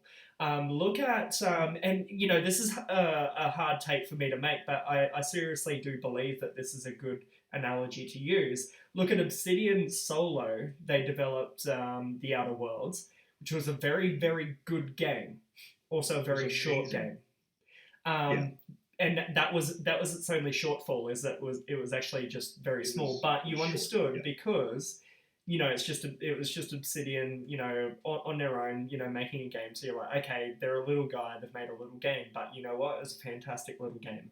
You go from that to, well, now we've got additional content now for Outer Worlds coming to the Xbox One. Xbox One X, Xbox One S, or whatever it's called. And then you've also got Avowed, which, based on what we know about Avowed, up until a week ago, some people were saying that Avowed may end up being an Elder Scrolls killer. Like, Avowed, for Obsidian, very ambitious project made possible by the fact that they, were then, by that stage, under the Microsoft umbrella. So if Obsidian can go from Outer Worlds to Avowed, based on what we know about Avowed, that is a huge jump up. What can Bethesda go from? That's really interesting. But I absolutely do agree with you on the release commentary that you make there. And you don't need to go. We're just gonna have to be patient. Exactly. But I think what you said there is correct. I think if a game, let's just say they have a release date for Starfield right now, and maybe they do. They haven't announced one, but let's just say they do. If that game is not polished for release, Microsoft aren't going to let them release it. Yeah, it's not going to be like what we've seen with, say, Fallout 76, which was just a hot mess. Like, I've seen dumpster fires with more personality than Fallout 76. Exactly. And that game was obviously just rushed out to meet a deadline, and there wasn't really much in terms of crunch or anything like that for the devs to polish that game for release. It was just, it needs to be out and then we'll work on it later. That seems to have always been the Bethesda approach to releases. Microsoft, definitely don't work that way. They will either introduce crunch and make you polish a game for release, or they'll set it back. Prime example, 343 with Halo Infinite right now. Yeah. You can't Right. tell me that What 343 made that call by themselves when this was going to be an exclusive, launch title on the upcoming Yeah. next-gen Xbox console. That had to have had seal of approval at the very least from Microsoft. Right. One of the biggest failings from Bethesda that we've seen is that they are and have been afraid to tell their community, hey guys, I know we said here, I know we said this day, but it's not where we would like it to be. It's not the quality that we would like it to be. So we're going to hold off another 2 or 3 months and make it work for you guys, right? Bethesda's been afraid to do that because traditionally they're like, here's our deadline, and they've hit that deadline. Like, no ifs, ands, or buts. Whatever they have goes to release, right? And I think their pairing with Microsoft is going to give them room to do that. They kind of got in a trap with that pretty early on, as far as here's our release date, here's the game, here's our release date, here's the game. And I think they've been afraid to say it's not ready and we're sorry. And I think being under Microsoft, just the fact that Microsoft has purchased them out, people are going to be expecting some large changes, and it gives them room to say, hey, it's not ready. We're going to hold off a month and make it ready. And I think no matter what happens, whether Bethesda says it or Microsoft says it or whoever says it, the community is going to go, oh, well, Microsoft, like, worst thing ever. And they'll blame it on that, but they'll pick it up anyways because it's a Bethesda game release. Yes. But I think we're going to be much happier with the quality of games, especially the releases that we get from Bethesda, versus what we have seen previously. Bethesda is not known for their releases. It's pretty common knowledge that their releases are pretty much, a hot pile of shit. Yeah. And I think we'll start seeing that change. Yeah, I can agree with that. Yeah, and as I said, we've obviously got the updates that we've had on the engine overhaul. So that new tech is going to be what their upcoming IP Starfield is going to be running on. It's going to be interesting, I think, to see that roll out, given they haven't developed a game on this engine in its iteration. But I think what you say is correct. It's definitely going to be a lot more polished than anything we've seen released previously from Bethesda. Very, very interesting sort of development, though, isn't it? On the back of everything, You're right. We have come to enjoy Bethesda walking up, setting a bag full of poo on our doorstep, lighting it on fire, and ringing our doorbell. We have come to enjoy that. Yeah, well, many memes have come from that. Absolutely, and that comes off the back of the things they've done right. They have made some terrific titles, and and they do actually own some amazing IPs, like some OG IPs. Doom is really significant in the PC gaming world. I'm not sure if everybody realizes this. Sorry if I'm just telling you something you already know, but Doom was actually the very first computer game, so to speak. The original Doom game. Well, it was the very first big computer game, I guess. Yes. Yeah. It really set off PC gaming, is what I mean to say. Like, there wasn't really PC gaming until Doom came along. And yeah, so, if you think about it that way, this is a storied franchise, Doom on its own. But, I guess when you think about Bethesda, you're always thinking about Fallout and Elder Scrolls. There's obviously a lot more to Bethesda and ZeniMax than that. So it's actually absolutely massive that all then folds under that Microsoft umbrella. We were talking earlier about this whole issue of, exclusivity and everything like that. Yep, you have a thought? I do. I have this habit of watching chat, and it says cough, Wolfenstein, cough. Yes. Wolfenstein's excellent. But Wolfenstein was released on PC and consoles at the same time. Exactly right. Doom was strictly a PC release and came to consoles later. So yes, it was a PC game. It wasn't specifically made for PC. Doom's release was like, you know, unheard of, I guess, at the time. Yeah.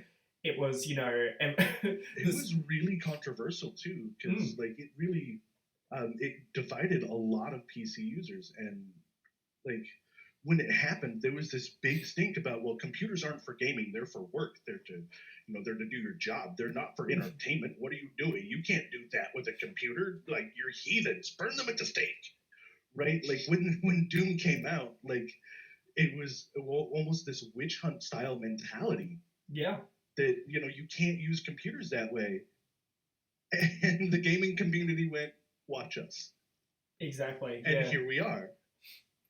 You yeah, know, absolutely nuts. Like back then, you never like had heard before about a server crashing because too many people were trying to download a game. Like, like And yes, that was Wolfenstein literally did the come first first. problem, like the first iteration of that Wolfenstein problem. absolutely did come first, but it was pretty low key on the PC unless you were already in the gaming world. Like I said, there were other games before Doom. Doom was just the first one that came out on PC for PC. Yeah, damn. Like, The and original that, Doom is the one that everyone uses as like benchmarks for other technology. Like you see constant videos cropping up every few weeks, every few months. Someone putting it on an old phone. Someone did it on an ATM, I believe. People are doing it on the really old MP3 players on a, with only like 2 or 3 buttons. A Texas 83 Ti. I've had Doom on a you know, on a calculator. So yeah, that's what I mean. Yeah, it's still seen as like a kind of, I guess, a mini benchmark, if you will. yeah. It bothers me like how much out people in the real world, we're out on 30 series stuff. It's just crazy. I don't know. I'm like an old school like Doom fanboy. I feel like I'm a closet fanboy though, because for some reason people just don't hype Doom. In my mind, Like, they don't. the Anyway, Doom community is really weird. When a Doom game comes out, like the month before and the month after, there are these rabid fans that are just like, yeah, exactly. Aliens with perfect talent. And then for like 3 months, it's like that, and then they're silent. Yeah, they there's don't nothing. say anything. Mm-hmm. Like it's fantastic. I love their enthusiasm because they're just like, oh my god, this is the best thing ever. Okay, we've had our fill. We're good now. Like, we'll wait another 6 years. Yeah, see you later. Like, yeah, exactly.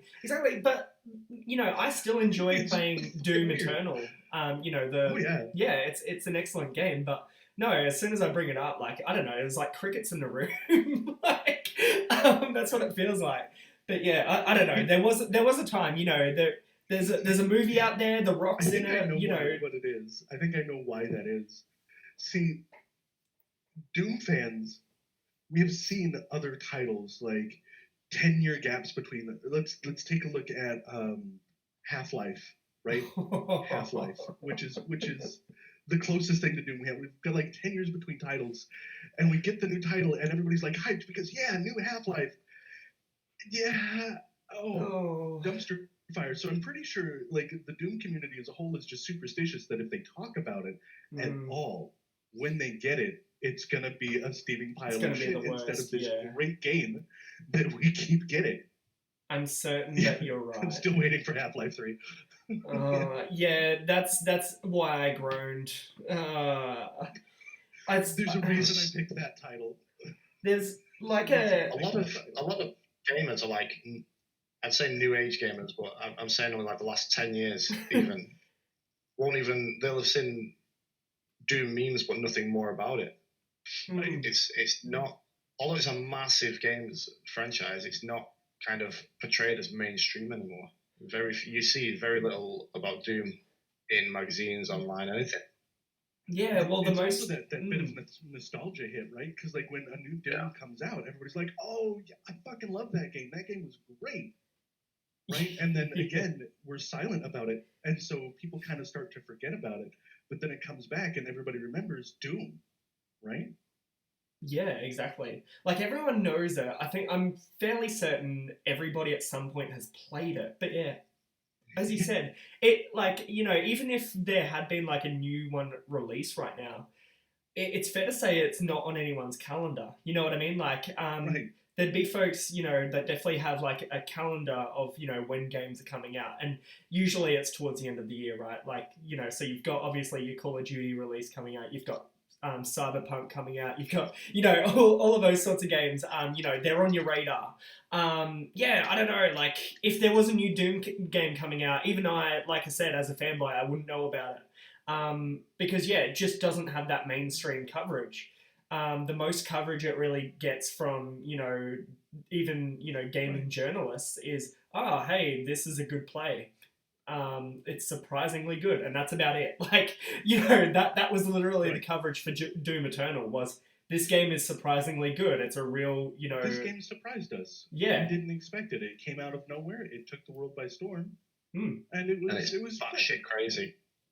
Oh, it's so pleasant. good. Yeah. Like, the gameplay was good. The story was good. The graphics were good. It was a good game. But Thanks for coming to my TED Talk. Like, that's what happened. But there you go. So if you have the Xbox Game Pass, you can now enjoy that.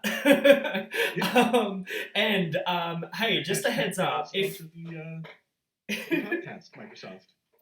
Just, I don't know, a free plug for Discord, I guess. If you're actually a Discord Nitro user, at the moment, Nitro users are getting 3 months free on Xbox Game Pass for PC. So make sure you take advantage of that if you do have Nitro on Discord. Just a heads up. I don't know. Anyway, now... That's actually good to know. I did not know that. Yeah. Hey, I should change the name of this podcast to Coop's Hacks. Another free plug, I guess. With Coop. Yeah. Another free plug, I guess, is the next topic, guys. Amazon. Amazon have, you know, since we were just talking about Game Pass, they've actually released, well, I don't know if it's fair to say it's their version of Game Pass, because it kind of lines up with a different sort of market, but not really. They've just announced Luna, which is, you know, their foray into game streaming.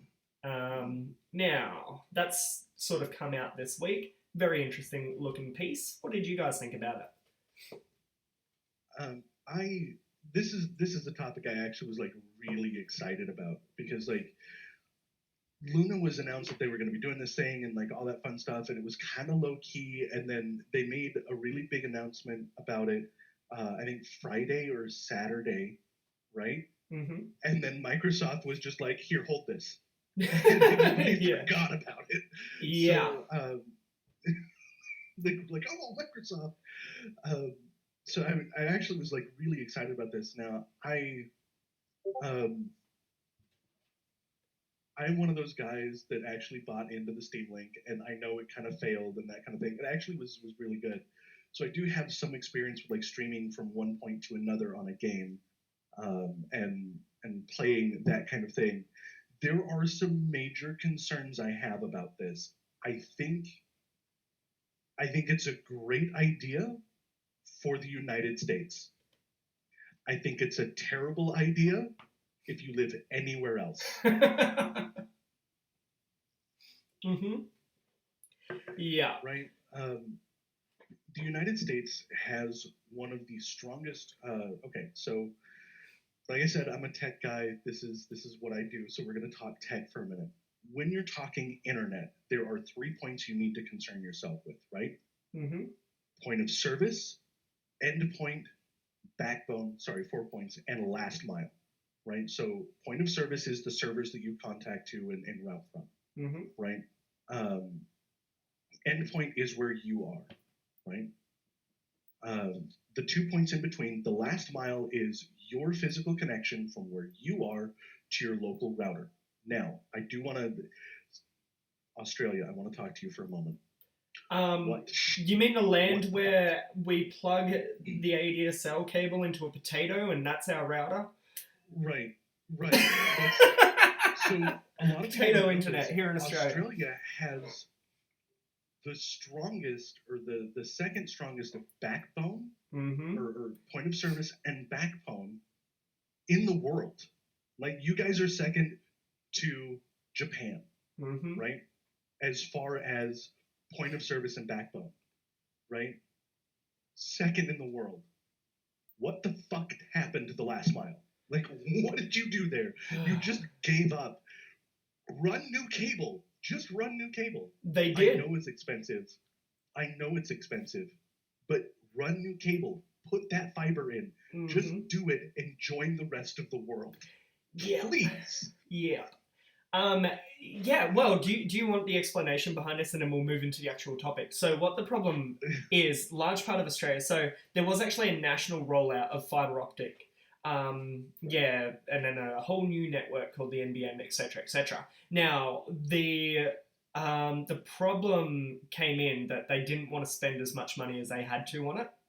Right, and So what I'm talking about is not the fiber from server to service. It's the fiber from service to home. yeah, That's where you need to lay that new fiber. That's the last mile. exactly. Point of contact Exactly. with the company.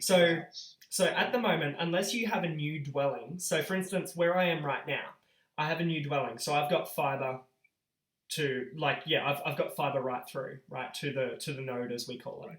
Right. So I'm fine, but most houses here are not new houses. So you've got a whole lot of houses that have fiber, to the street, and then copper from the street to the house. Right, and that's where the fail point is. Exactly. Is the copper to the from the street to the house. Exactly. Now, it's not just that; it's whole buildings. It is really expensive to do, but yeah. Well, you think about it; it's the same in you go to like a city, and then you got whole buildings that are in the same problem, same predicament, right, and everything like that. So it's a huge mess. Obviously, unless, as I said, it's great if you go out and build a new house.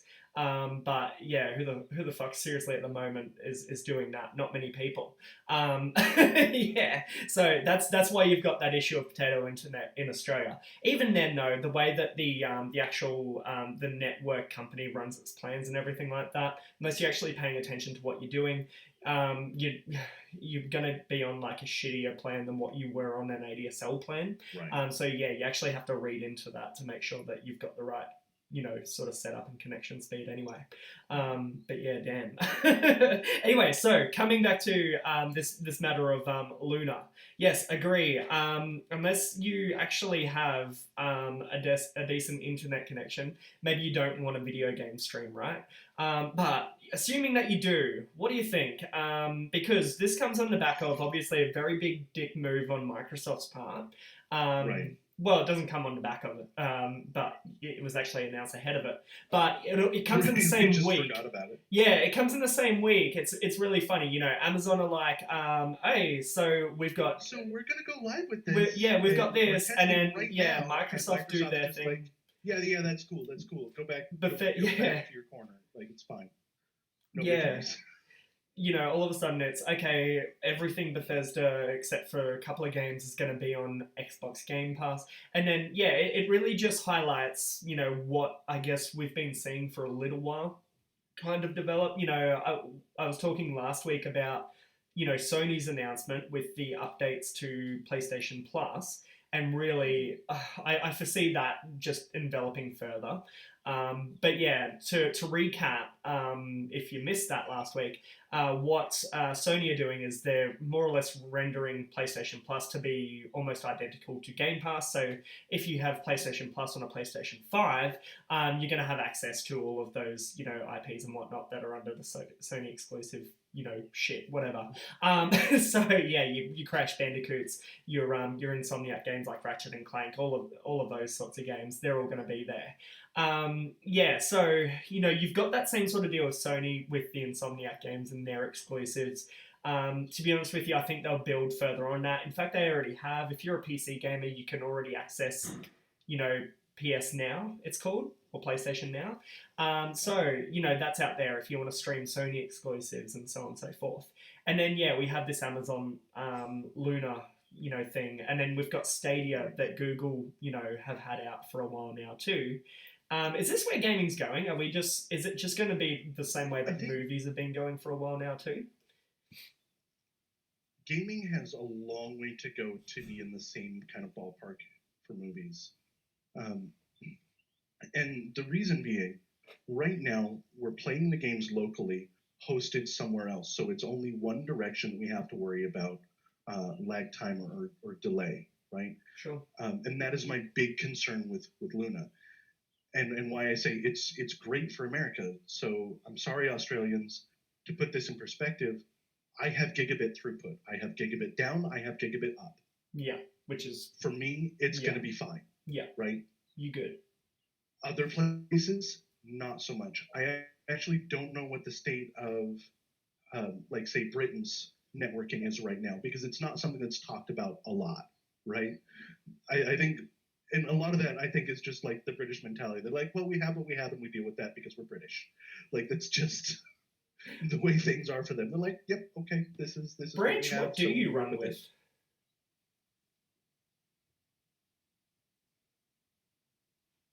Is he with us? I Hello? think he's muted. There you go. Am I back? There you go. There you go. Yeah. So yeah, what do you operate with? We use pretty much the entire countries with either Virgin, Sky, or BT. Like Virgin and Sky are huge companies. BT is not so much over here. Sure. What kind of speeds Well, do like- you get over there in Britain? Like 50 meg. That's about the tops. Unless you're in like main London city, that is it. Now, I've got a reasonable internet here. Mine's like 36, and that's considered enough to do everything. But I use like the Steam Link. I know it's not exactly the same, and I only go from one corner of my room. This isn't my room. From my setup to my TV, so that I can play without my toddlers climbing all over the PC. And when I do that, I can't play any kind of FPS game, anything that needs instant reactions. There's no visible, like, juttering, rubber banding lag on screen, but the default, the delay between input is ridiculous. And like I said, I have gigabit internal network as well. And I've experienced the same thing. Like, if you're playing an RPG or a story game or something that doesn't require quick reaction time, it's fine and it's great. I enjoy being able to, like, load up, say, Final Fantasy on my computer, go chill on my couch, and just play a game on the TV. I enjoy being able to do that. But I could not, say, play Halo. It won't work.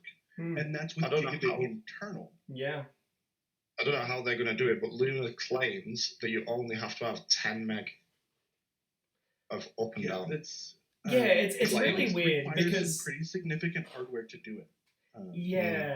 And I don't know, they always like throw these things out because it also claims to allow 4K streaming.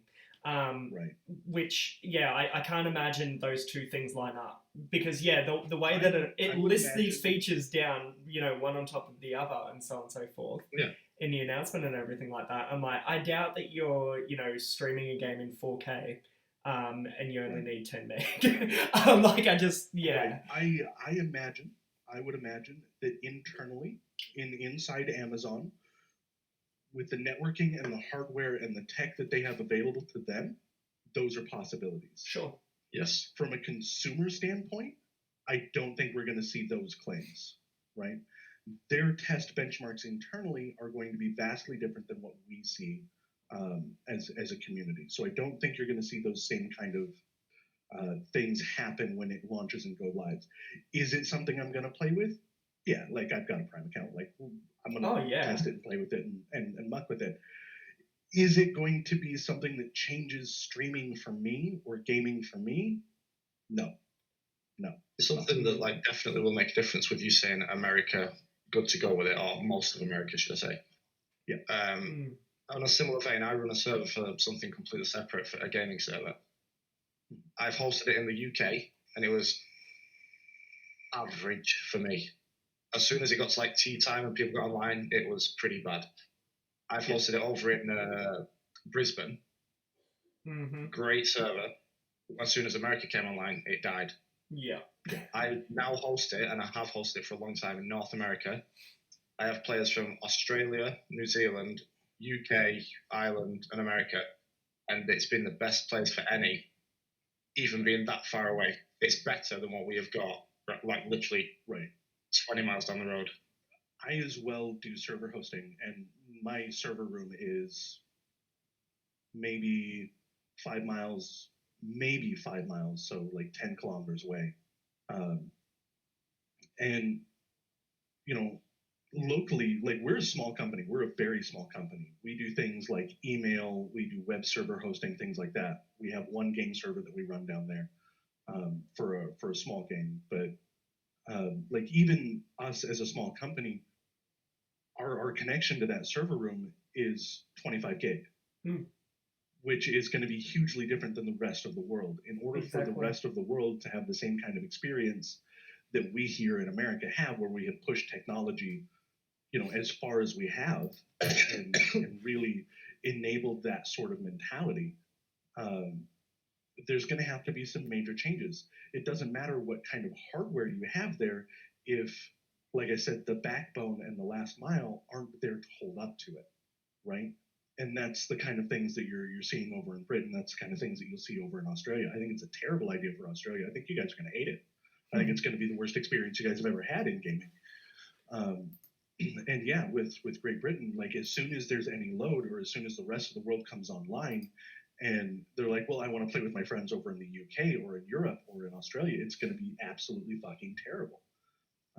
Just because of the backbone and the last mile involved there versus what we're used to seeing here in America. I think it's a good move to make. I don't think that it's a good move to make worldwide, and I don't think that the claims that they're making right now are good claims to be making. I think it's a bad move by Amazon to be hyping it as much as they are with the expectations that they're giving it to the community. Well, Amazon. yeah, I agree with you. I think that they don't have any choice. I think that there is a bus right now, and if they want to be on it, they need to be on it now. Yeah, so I think that's what this announcement is. In fact, you know, if you actually read the fine print, it's not like rolling out right now. You need to actually be invited in to play on the server. And it's probably worth pointing out, at the moment Amazon are rolling with an Ubisoft channel that more or less does the exact same thing. And I think the way it's going to plug in, it's going to form part of Luna, I think, in the future. And it's going to play out the same way that you see with, you know, cable channels. You know how you purchase particular packages of, you know, channels through, you know, cable companies. I think it's going to work a similar way to that, maybe. What I was reading the same way you just said about like the Ubisoft channel is that there's very few known developers that have signed up with the Luna thing. Whereas if you use Amazon TV, I've never really used it. I've always been Netflix. My wife used it the other day for one series, and I had to purchase Amazon TV and then purchase a channel within Amazon and end up paying double just for one series. Right. And what I read on the Luna is that you'll purchase the Luna subscription.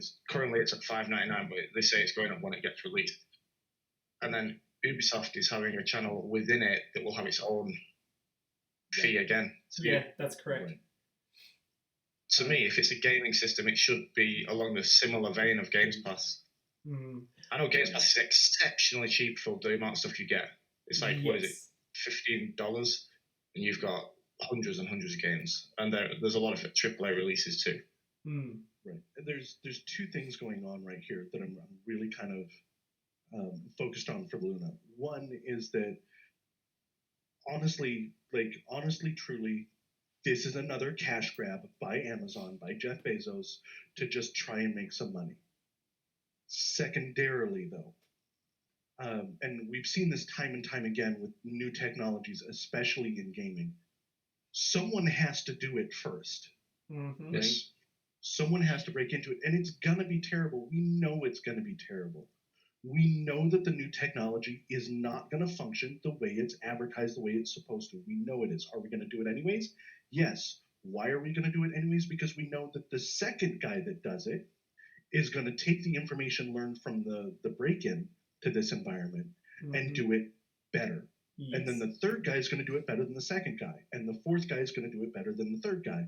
And it's going to start this chain reaction, hopefully, that, yes, this will be the future of gaming, which will allow things that we see in movies like Ready Player One, where you can just have this set up in your home, connect to a server, and just go play a game, right? Like, it is going in that direction, which is an exciting direction, but someone has to do it badly first in order for us to know where the faults are and how to fix them. So, like I said, is it a great move for them? No. For them specifically, no. Is it a cash grab? Yes. Mm-hmm. It absolutely is Jeff Bezos lining his pockets. Will it change the face of gaming and improve that overall in 15 years? Yes. Mm. In 20 years, it's going to be better. In 30 years, it's going to be the norm. Right? Mm. And if it goes the way it is, and there's enough backing from Amazon, I mean, come on. Jeff Bezos is getting ready to drop, like, past the $1 trillion mark for what his net worth is. That's him, not just the company. And for those that don't know what $1 trillion actually is, there's examples out there. Go Google it. What is the perspective of $1 trillion versus $1 million? And we know $1 million is a lot of money. So there is the backing to make it happen and keep it going. Even if it fails outright the first time, it's still going to be something that is produced. We just need someone to make that first step into that brand new world that nobody has ever tried before, and that's what this is. Like I said, I think it's a terrible move. I think they're going to lose money on it right off the bat. I think it's going to fail. I think it's going to flop. I think it's going to be one of the worst things we see in gaming. But once you put the idea out there and show that it's even remotely possible, someone will do it better. Here's I agree with the take. Here's what interests me about it, right? Because this is sort of the realm where Amazon are in tech, okay? They don't really produce hardware. They have all of these platforms. You know, obviously they have their the Amazon shop business, and that's absolutely massive. But what they don't actually produce is gaming hardware, for instance. What they do have though is the largest gaming platform on the internet in Twitch. People come onto Twitch to watch other gamers play video games predominantly. Right, and that's the Amazon model. They don't produce the product; they just make the product accessible. Exactly.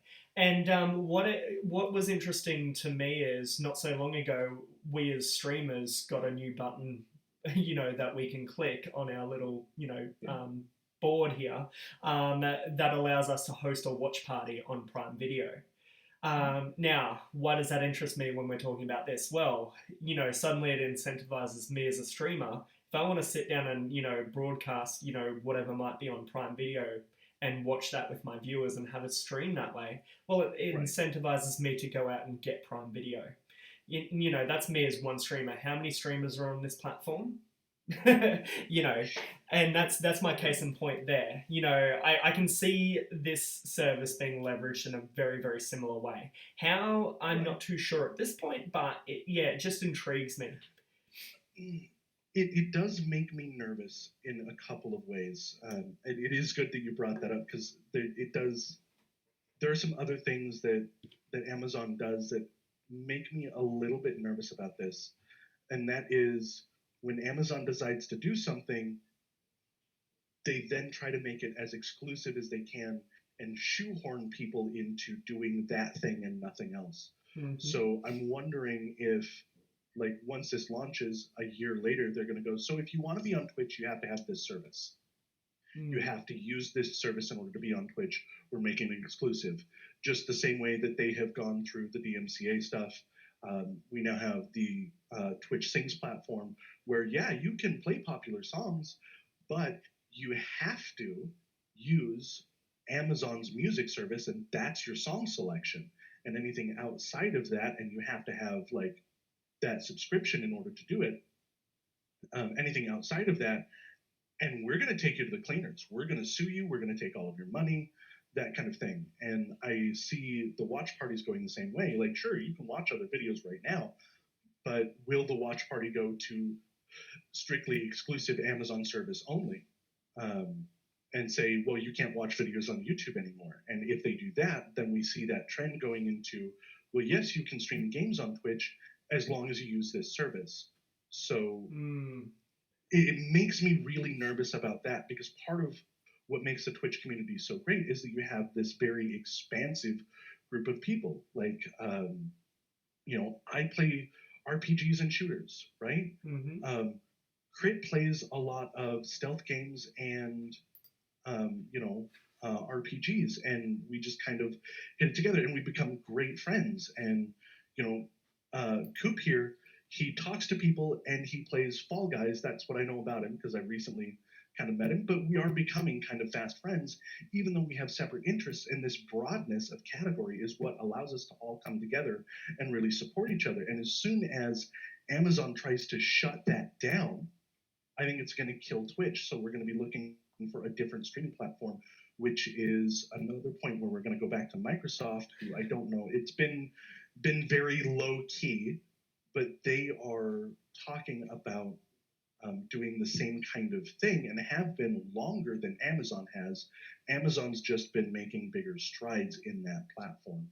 And even though Mixer failed, I wouldn't put it past Microsoft to go, this is an opportunity for us to do it right, and look at the platform that is Twitch and look at the things that they did right and bring that in with our own flair to it and bring back another streaming service as a competitor. I would not put it past Microsoft to do that at all. So Yeah, interesting take. I would like to point out that aside from the streaming service that Microsoft is talking about doing, streaming service for games that are direct from server to PC as well, they've been talking about doing it longer than Amazon. They just haven't made as big strides and as big claims about it. Aside from that point, the rest of it is just my perspective. I have no baseless fact on this. I have no insider information. It's just things that I see and things that I look at trend-wise to say, here's some possibilities that we might see in the future. I don't know what happened to your stream. Yeah, I don't know either. I'm going to hold back, and if I need to go through all that again, I will. No, we can hear you still. The servers, like the Discord server, is literally just dying. Do we want to try and change to a different Discord server? Because we can set this up in mine, or I don't know if Gilda's got one, or something like that. Yeah, I've got one. Or we can go to a private call and do it as well. And see if that fixes it. It looks like it's sort of coming back. Yeah, here's what I'm gonna do. I'm just gonna go here for. I'm just gonna go here for a moment. Happens to the best of us, guys. I'm going to close this out. I'll come back, guys. Don't worry. Yikes.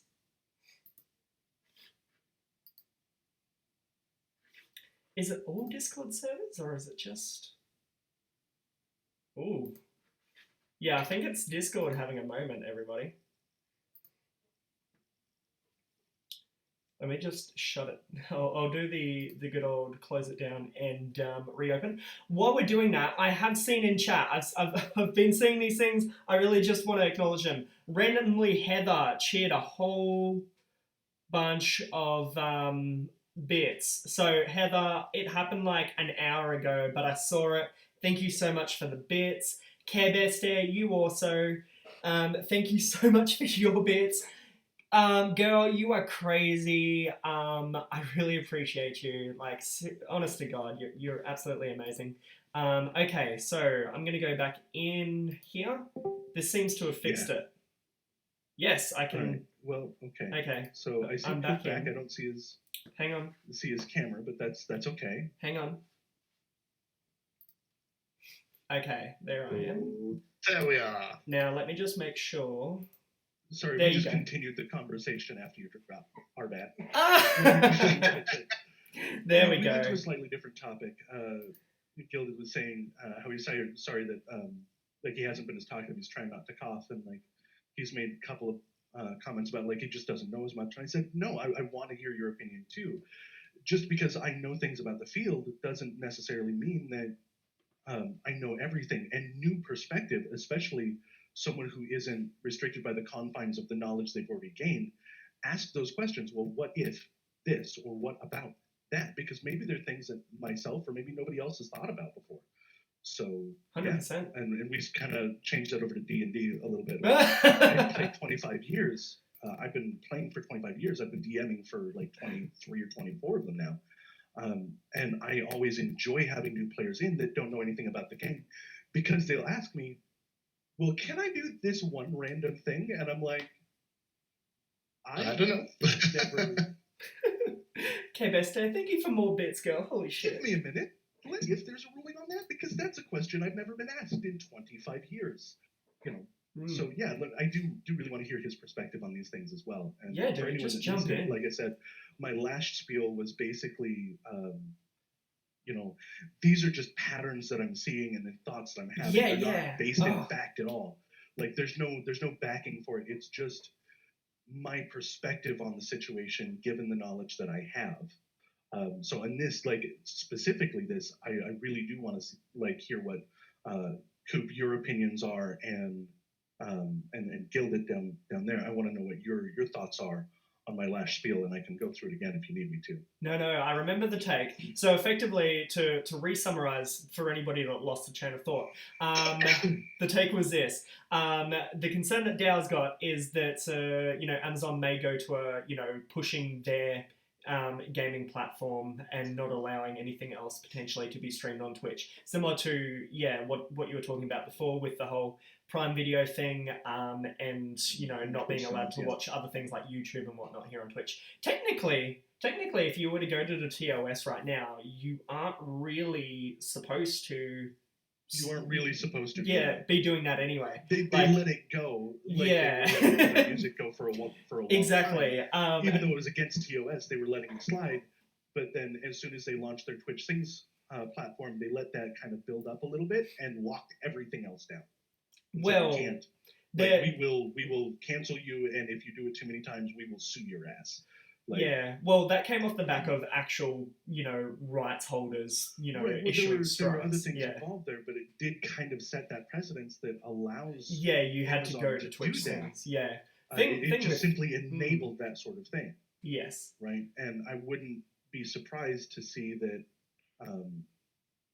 that same kind of process happen with watching other videos or a clip from a movie or something like that. I would not be surprised at all to see that go the same method. And once that happens, now we've solidified that precedence. Can we do it in gaming as well? Is the question. I think maybe what you said. Yeah, sorry, go on. About like all companies that make these big moves, even though it's in the grand scheme of things, Twitch Sings is small compared to a lot. Every single step building up to this takedowns and everything has been calculated moves. Right. Yeah, I think that narrowing what your streamers can play is probably going to be a step too far, or it's definitely going to be a step too far. I think that the folks running Twitch are probably smarter than that. I think that what we should look at, I guess, is, you know, what they're doing at the moment with the IPs that they're already developing. And these are actual Amazon-owned games that are in development, right? Think about New Worlds, you know, the upcoming MMO. You know, how is that getting pushed at the moment?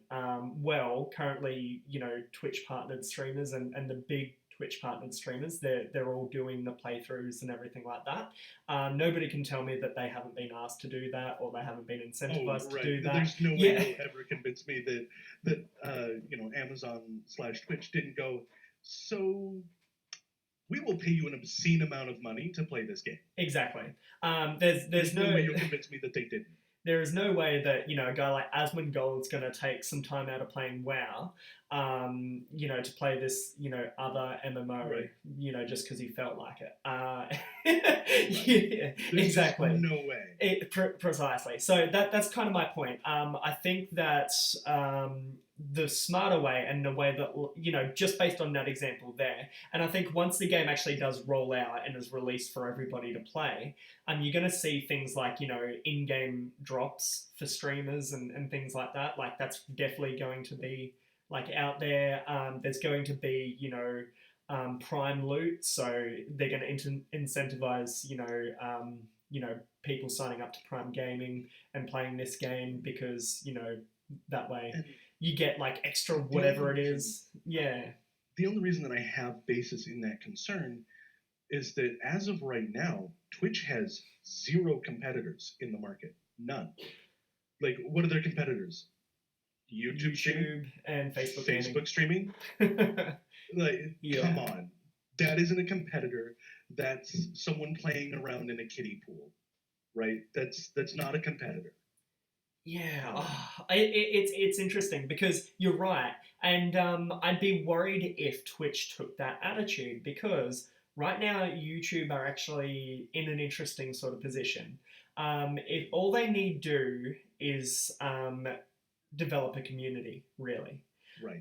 That is all that you are missing on YouTube is an actual a community of streamers and people that watch streamers. You already have like a YouTuber community, the people that make videos and the people that watch them. That exists the way that it does. That is very different to a streaming community, and it's actually the streaming community and the people that watch them that is what makes Twitch a successful platform.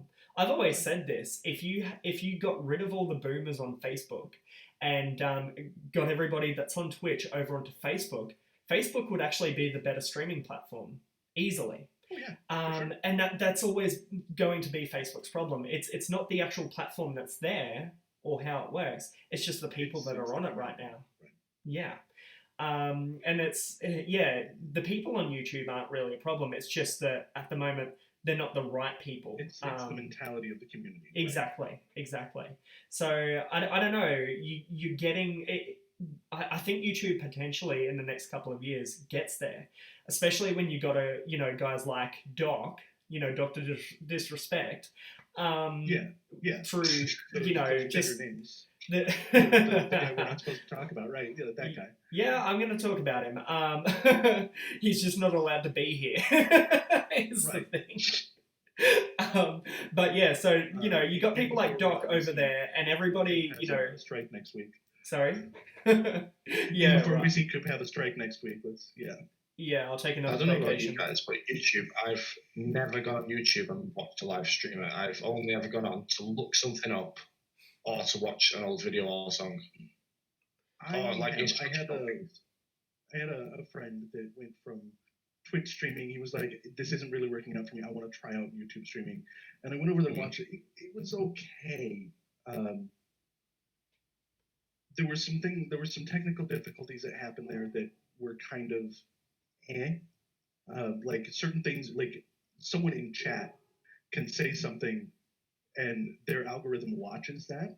Mm-hmm. And if someone in chat says something, it will stop your live stream right then and there. Yikes. If someone in chat says something, which is something that I saw. I understand the premise behind that, the good idea behind that, but the way it's working needs a lot more work. Right.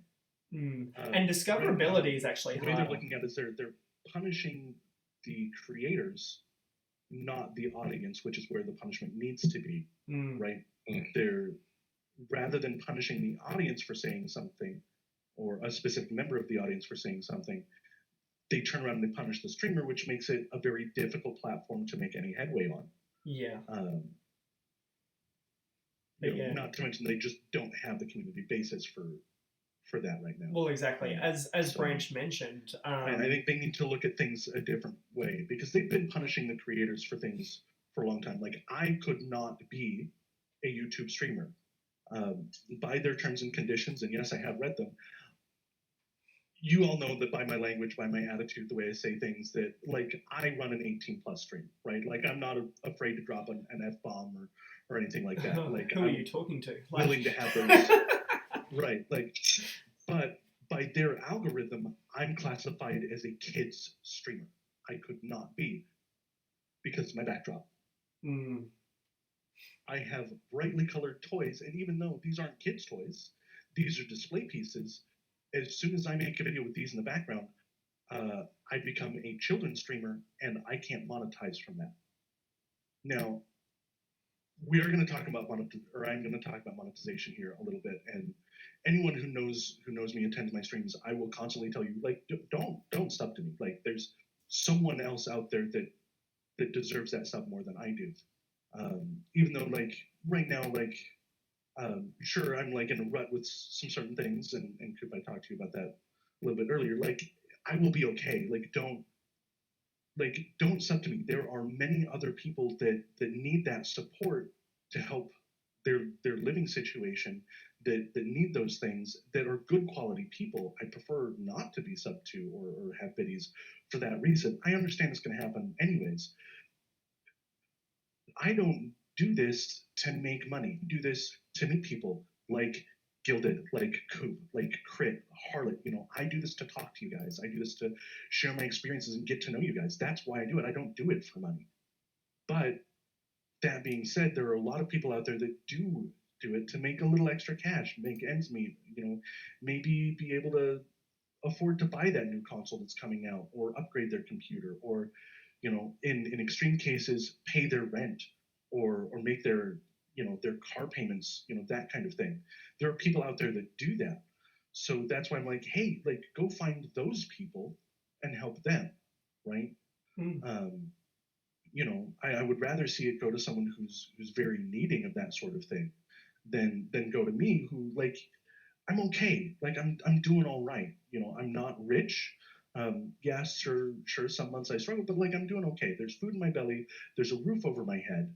You know, I get the things that I need, and I'm okay with that. I do this strictly for the community. I do this strictly to meet people and to hopefully help bring people together in a positive way, in a positive platform where we can have these discussions, right? And everyone that I have met, everyone, Coop, that you have introduced to me, has been kind of in the same mindset. Sure, there's a little bit of, you know, they enjoy the extra income, but realistically, for most of the people that I've met in the Australian streaming community and abroad from there, have all been people that, like, we're okay, we're doing all right. We're here to meet people and express ideas and hopefully bring communities together, and that's why we're here doing this. Oh, for like, sure. So, you know, yeah, sure, we make a little bit of money, but it's not going to make a house payment. Like, the money that I make from my stream, like, I can afford to eat out like once or twice a month, like with the whole family. That's what I can afford. I'm not making enough to make a house payment or anything like that. So, like, I approach it that way, right?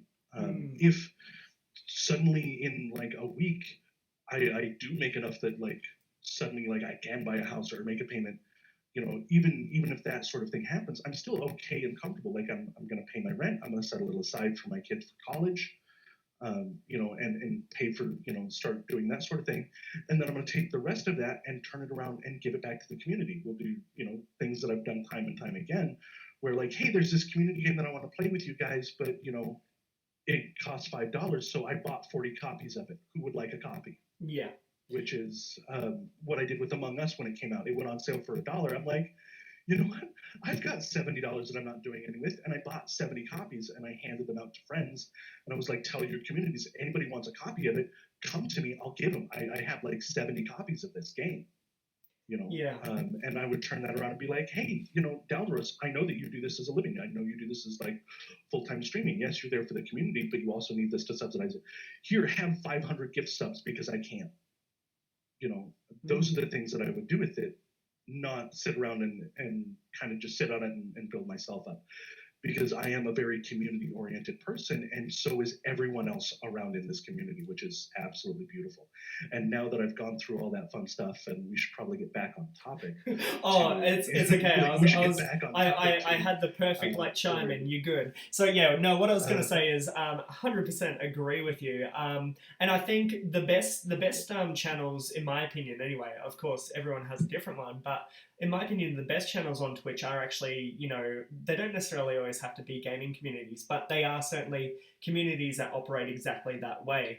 And I think, even without even having to say it, I think, you know, as a streamer at least, I understand, you know, the way that things work. Obviously, you know, I'm here creating content on a platform that's owned by a very large fucking company. And that company runs that platform, you know, so as to make money.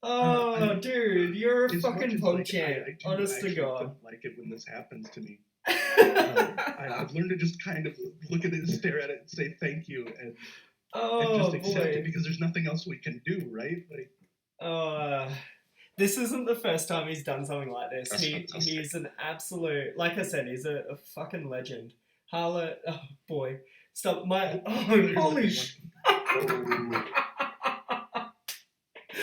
Harlot! Harlot! Calm down! we're not having a good Oh, conversation. dude. I got bored. Thank you so much. No, it's okay. If you're watching this back on YouTube, you can obviously see what's coming through on the activity bar. This is just bits cheering, and Harlot and Demons has just gone off. Holy shit, my guy. Absolute PogChamp. But yeah, so, Like, you know, okay, so circling it back to The this... best part of this is like Gildan and myself are just sitting here going, yeah, this is great. It's fantastic. We're watching it happen to someone else, and like I'm having a time of my life. And like Gildan's down there, he's got like a big old smile on his face. He's just like, yeah, this is great. Oh, mate. And Yeah, that's what I was talking about, like being that supportive community, which like, exactly. is kind of sort of on topic, even though we've gone a little bit off. Like when it happens to us, we're like, please stop, please don't do that. Could you? Yeah. Well, But when we see it happen to someone else, like we're in the background going, yeah, it's fantastic. exactly. It's really, I still don't know how to react to these things myself. I really just, in the best way possible, I just try and express my gratitude, because that's really the feeling that I have. So, yeah. But anyway, so circling it back to this whole issue of Luna and whatnot. Well, no, you know, we started talking about Twitch, and once you start talking about Twitch when you're a Twitch streamer, you obviously just do go on that tangent, where you talk about monetization and everything. But yeah, I definitely think that there's, you know, fair concerns and everything like that. What really interested me, before we move on to the next and last topic, for this evening, or this morning, wherever you might be, I did just want to mention this. Luna will be also coming, well, it won't be coming with it, you will need to purchase it separately, but there is a Luna controller that, very, very much resembles an Xbox. Hey? The Xbox wannabe controller, yes. as we call it. It's literally got every button, even the Xbox button is just an Alexa button instead. Mm-hmm. But what's interesting is it has exactly the same functionality. You can use, it's $49.95. You can use a PS4 or an Xbox One controller with Luna, but that Luna is, some people probably mess around with it and figure out how to do it, but it's locked to Luna only. You can't use it on PC, you can't use it on any other console. Mm-hmm. I've no doubt someone will figure out how to do it and play with the codes. They claim it. But they've literally just... Yeah. They claim if you can use an Xbox controller and a PS4 controller, it's the same tech. Yeah. It seems very much to me like just another DualShock 4 or whatever. But their claim is that it operates with better latency, and it connects directly to the cloud as opposed to connecting locally.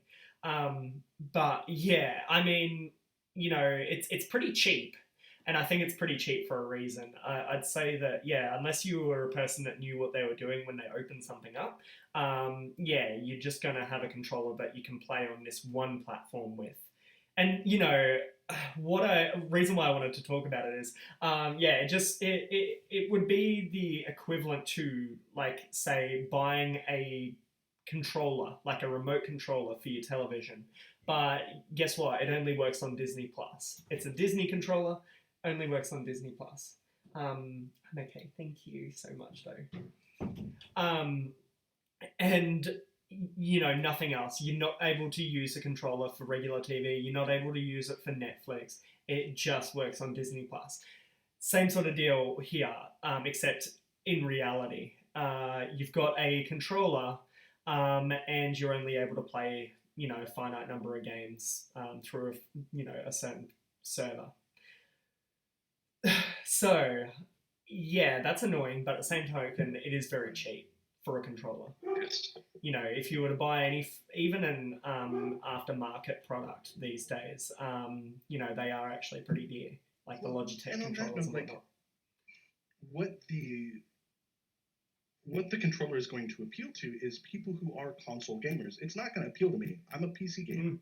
I always have been. Sure, I played a couple consoles here and there, but like there's no need for it for me to make that purchase, right? So it's going to appeal to console gamers who already have compatible controllers. Yes, you can even connect a DualShock 4, like a Sony PlayStation DualShock 4 to a Mac. Like you can do that. You can do the same thing to a regular PC. I use the Mac example because if anyone was going to lock that shit down, it'd be Apple, right? But yeah, you can already do that. So if you are a console gamer, you've already got the fucking controller. So yeah, I think Which is like that was my confusion about like that particular thing. Well, yeah, it's exclusive only to Luna, but you can use other controllers if you have them. And I'm like, but if I'm a PC gamer and I'm used to PC controls, I'm not gonna go pick up a controller. So why would you have an exclusive only controller when the market that it appeals to already have controllers? Yeah. Like it doesn't seem like a smart business move other than keyboards. Right. Like, it just doesn't seem like a smart business move to me. Yeah, I don't know. Maybe just to have it.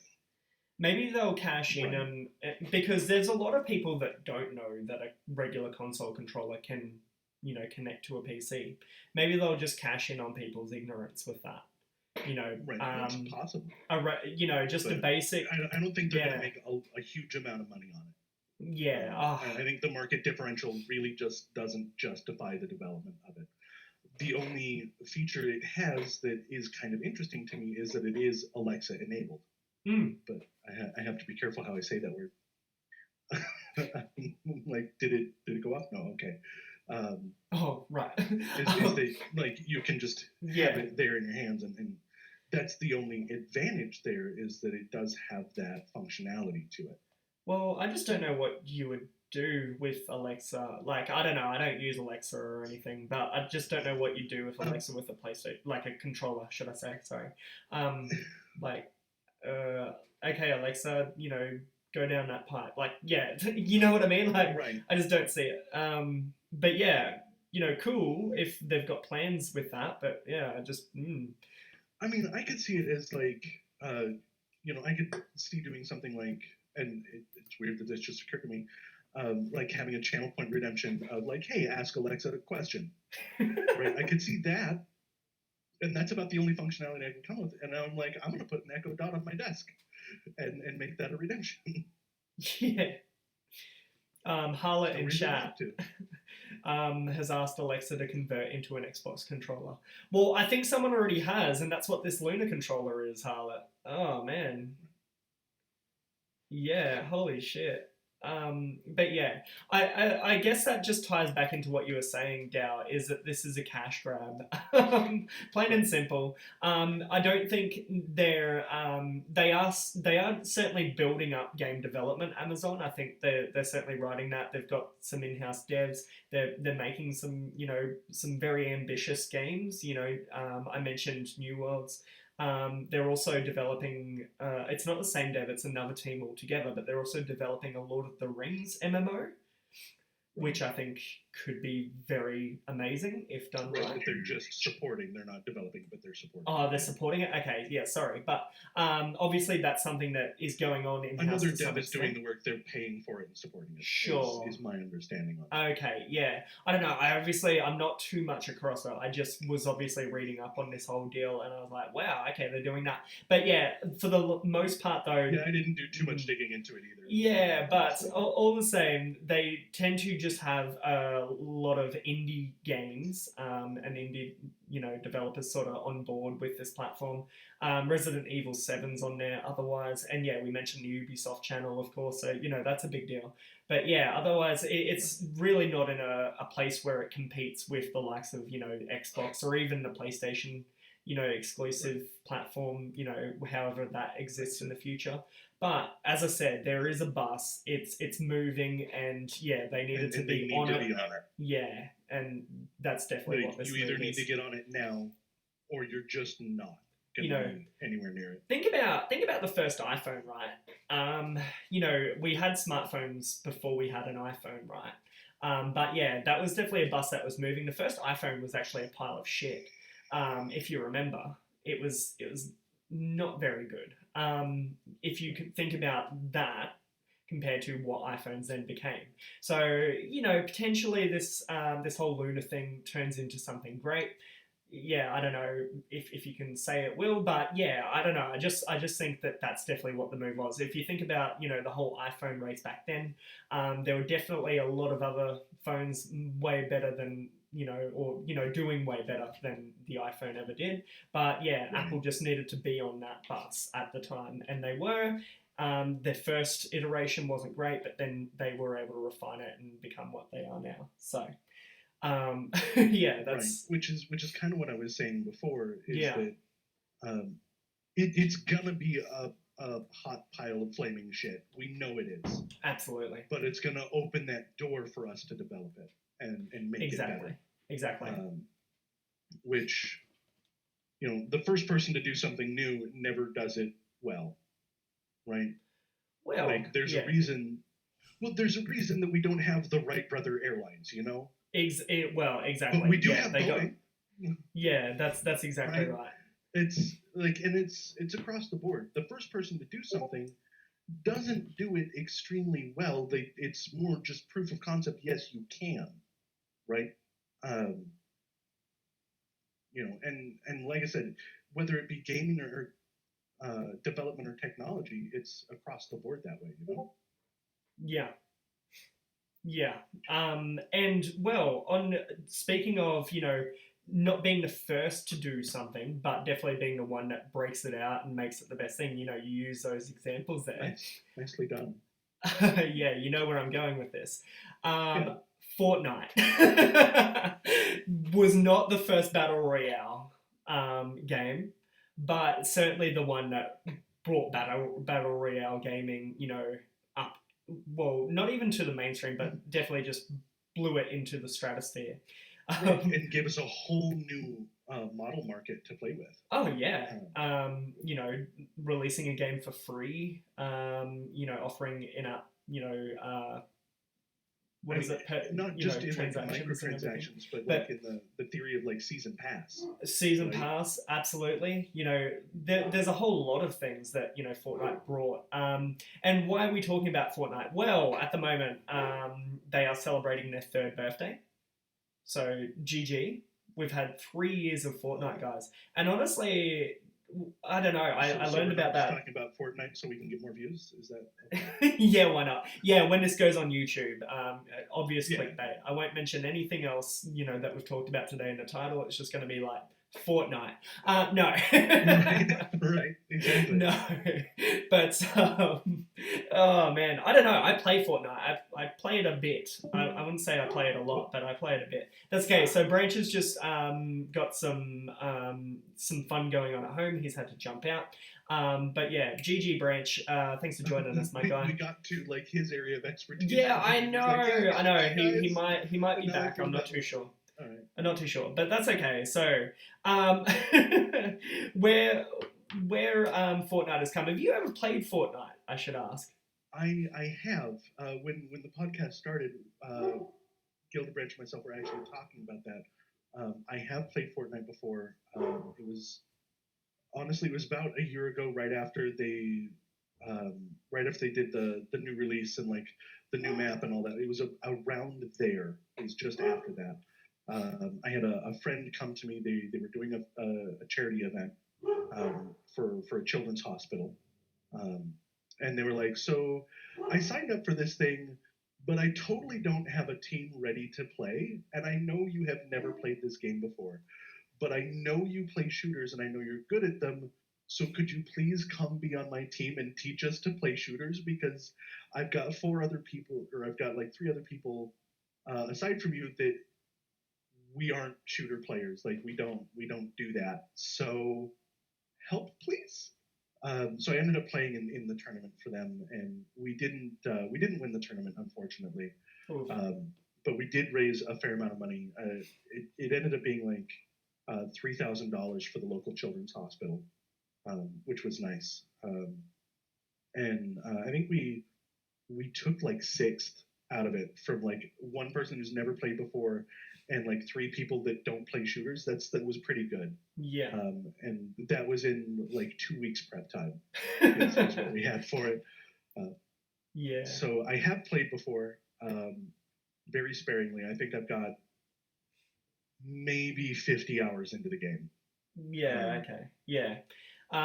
Maybe I've got a bit more, but yeah, it's kind of maybe funny. I've got a little bit more. Let's add like 3 zeros to that. And Yeah, maybe. Maybe. I don't know, because so obviously I come from like a Call of Duty background, right? right. Yeah, so I don't know. I'm not really much of a builder, even now. If was you the thing that kind of like threw me off. And I was yeah. like, I don't. We had some other people that like really took to it, and they were like, "Yeah, we're really good at." So we relied on them for that. Mhm. But yeah, I wasn't so much for like the building. Like, you want me to make that shot at like 1,000 yards? You know, no big deal. I'll dome that guy. Like, I can do that. You want me to build a what now? Yeah. Yeah, exactly. And that's kind of what I'm like. I can build.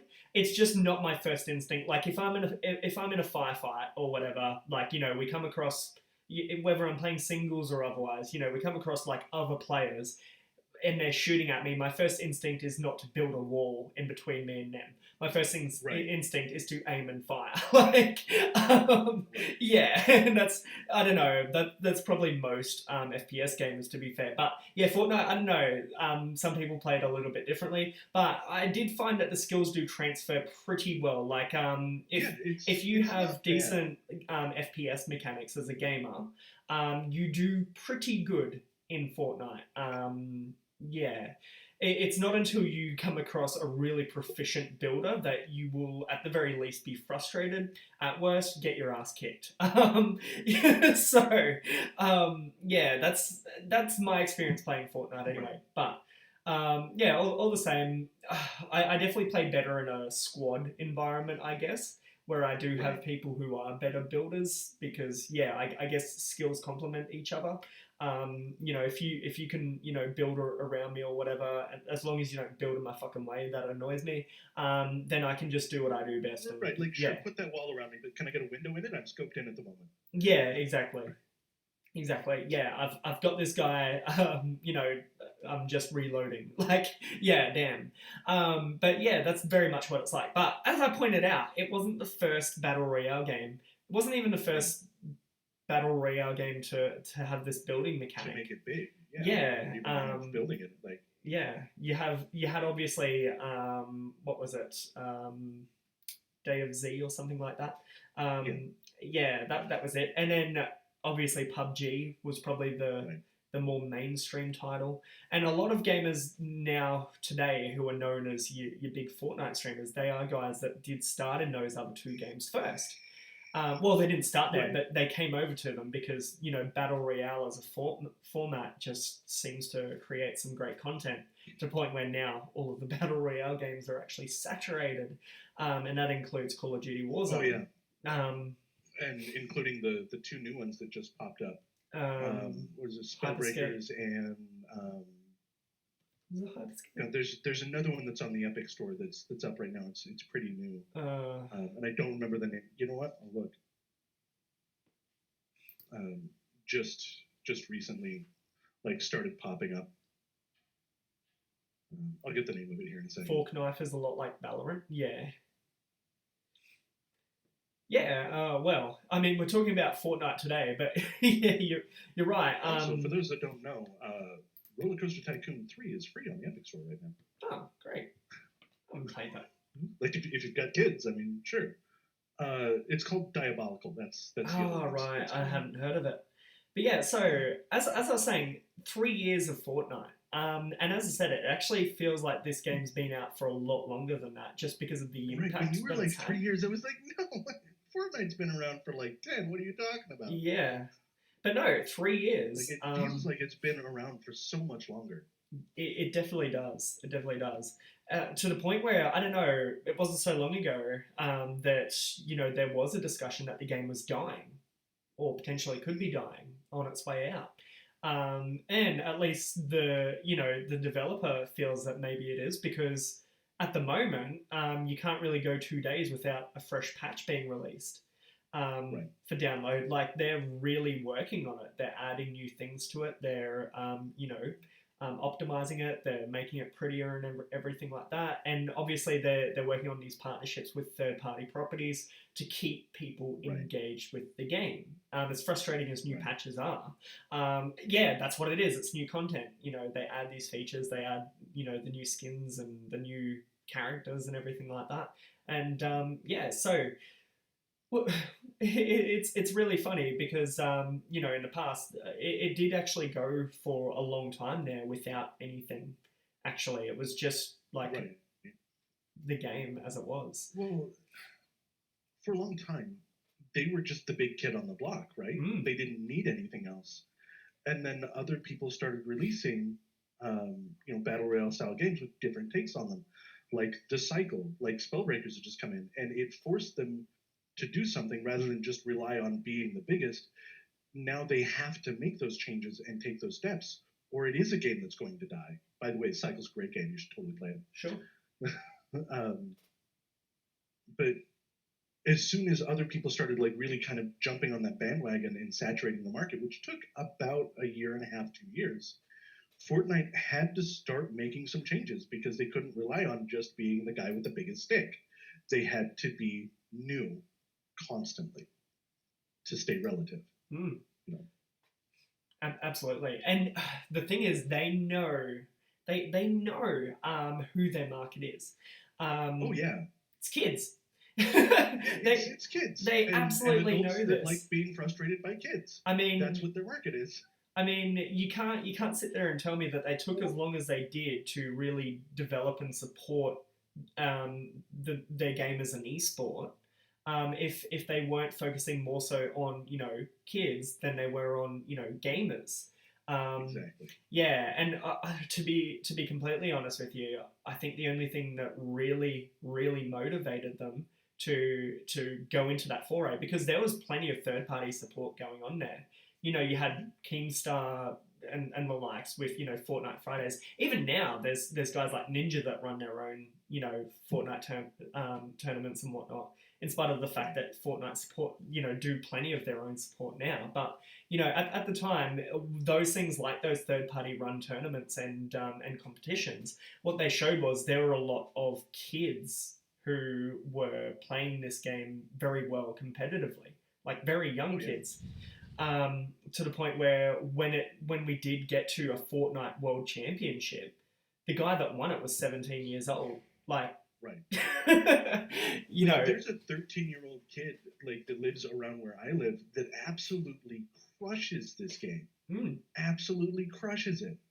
And like, good on him. I've helped him develop some shooter skills and like get better and learn to like fine tune those things. And his parents are like, I don't get it. And I'm like, if you just enable this kid, if you just support him and enable him and encourage him to do what he's doing, this kid can do amazing things if he's got the drive. He's got the passion, he needs the drive, and it's the parents that really can push that for him.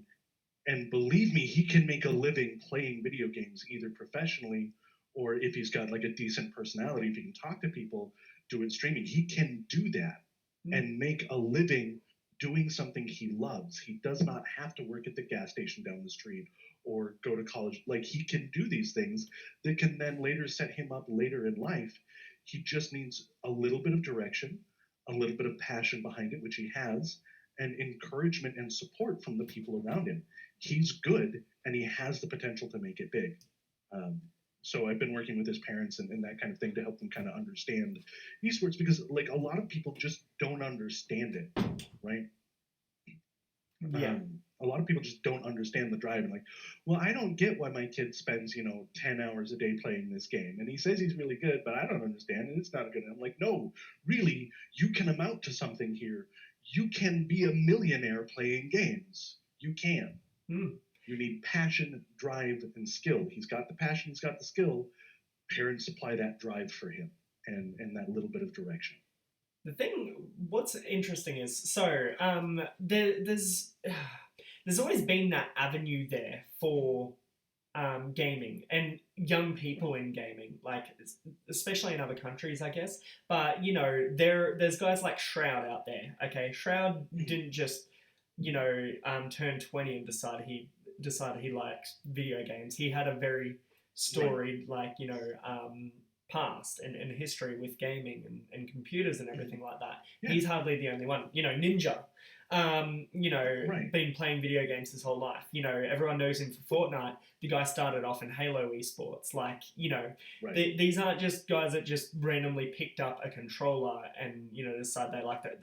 The passion started somewhere, and they started competitively at a very young age. So yeah, kids being very good at video games and going into professional esports and everything like that isn't new. But what Fortnite does is it definitely brings it into the mainstream. Kids do it see... It opens up that avenue for kids to potentially pursue that. Exactly. And it does a couple of things. First, it will showcase to these kids how incredibly difficult those things are. Oh, yeah. To make it big and, to understand, it actually puts in a very strong work ethic in these kids. If you want to do that, it's not enough just to be good. You have to be the best, right? It's not enough just to be popular. You also have to learn how to communicate with people. You have to have this very strong, very dedicated work ethic. And even though it's sure you're just playing a game, there is so much more work behind it. When you're talking about being a professional esports player, when I was doing that, I was going to high school and college full time and putting my time into being a professional gamer and keeping up with homework and still doing things around the house for my parents. And it's a lot of hard work, and a lot of people really don't realize how hard it is, how stressful it is, and how intense it can be. So I really do have a lot of respect for anyone who even tries, let alone succeeds at it. It's a lot like Twitch streaming. People see Twitch streamers. We sit down, we turn the camera on, we do our thing, and then we're done, right? Like that's all there is to it. No, there is so much background work that goes into it, and so much stress involved in streaming. It truly is something that we do out of passion. It's not something that we do because we just feel like it, right? It is something that we do out of passion. There's a lot of discordance. Like, I don't know if you've ever had this conversation with your wife, but I definitely have had it with my my now ex-girlfriend. Like, yes, this is something I want to do. Well, why do you want to do it? I feel that it's something that I can do, and it's a good outlet for me, and it's trying to explain that passion and that drive and that kind of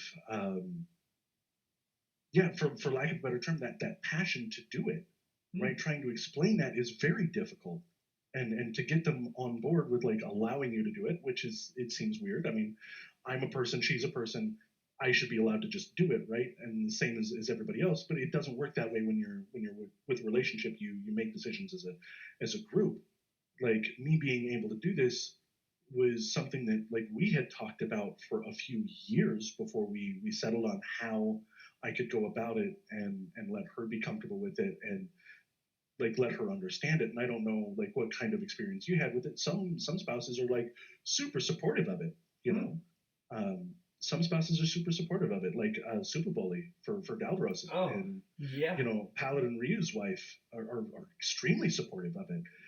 But like for me, my household as a whole has not really ever been supportive of it. They didn't really understand it. And we'll go back to the money thing. They didn't really kind of jump on board and start supporting it. And like my roommate Amber, who also streams, didn't really jump on and support it until they saw a paycheck come in, and then one come in the next month. And sure, it wasn't a lot, but like, come on, I'm going to be sitting down gaming anyways. This is how I finally broke it to him. If I'm going to be sitting there gaming anyways, why not make some money for it and get paid for my time? And that's how I have to explain it to like the general populace that isn't here on Twitch and doesn't understand that instead of it being passion, like if I'm doing it anyways, why not just get paid for it, right?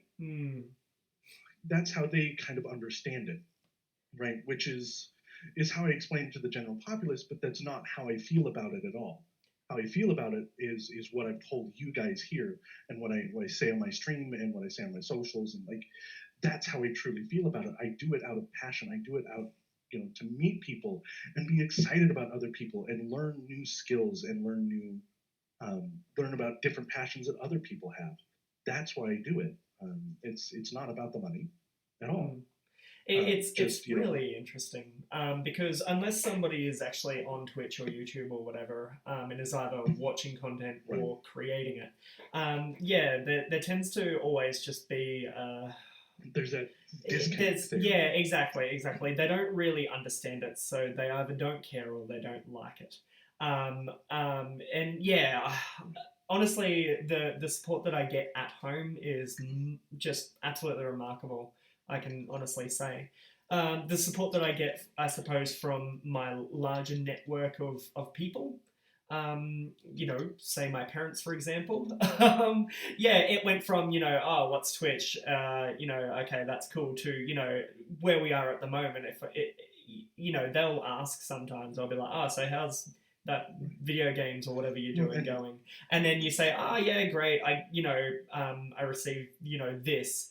And then they're like, oh, do you get money for that? And then you go, yes. And then they go, so you get money for nothing. And then, that always just enrages me beyond anything. It's interesting you bring up like parents and that kind of thing. Some people know this, like it's something I kind of talked about before, but my family is not necessarily the most supportive family. My father's an alcoholic. He was an abusive alcoholic for years of my life. He's now sober 6 years. About 6 years now. And my father and I have a very kind of interesting relationship. My father is my boss on one of the clients that I have. I work for his company. I outsource for them. So we have always just had like a very kind of working relationship. It's very, everything in its place, and we don't mess out of that box. He found out that I was streaming, and he is, to his credit, he is trying to kind of rebuild the things that weren't there in childhood, rebuild that relationship. And he's not there all the time, but he does occasionally pop into my stream, and he's curious about it. He wants to know more about it, and he's using it as an avenue to try and connect with me on that level, which is not an opportunity we have ever had before, because our opinions on things are just too different. Like, he's a Trumper, I'm not. Sure. He's, for lack of a better term, he's a boomer, and I believe in people. Yeah. So for you, it is just like an interesting way to. It is given that opportunity for him to kind of learn a little bit more about me, and given him that opportunity to kind of discover my mentality about things and be able to open that discussion and have those discussions and start to become more of a father-son kind of relationship, even though 35 years later is when it started. It's given that opportunity for it's never too late to try and rebuild those relationships or do that sort of thing. Oh, for sure. So it has given that opportunity as well. And I think, I honestly think, if the younger generation who's into all this stuff can convince people to just check it out and maybe build that connection, we can start to bridge that gap. So it's been a wonderful thing for me that way. And the same thing, like we're talking about Fortnite, we'll bring it back there. Most parents don't understand that. They just don't get it, right? But it gives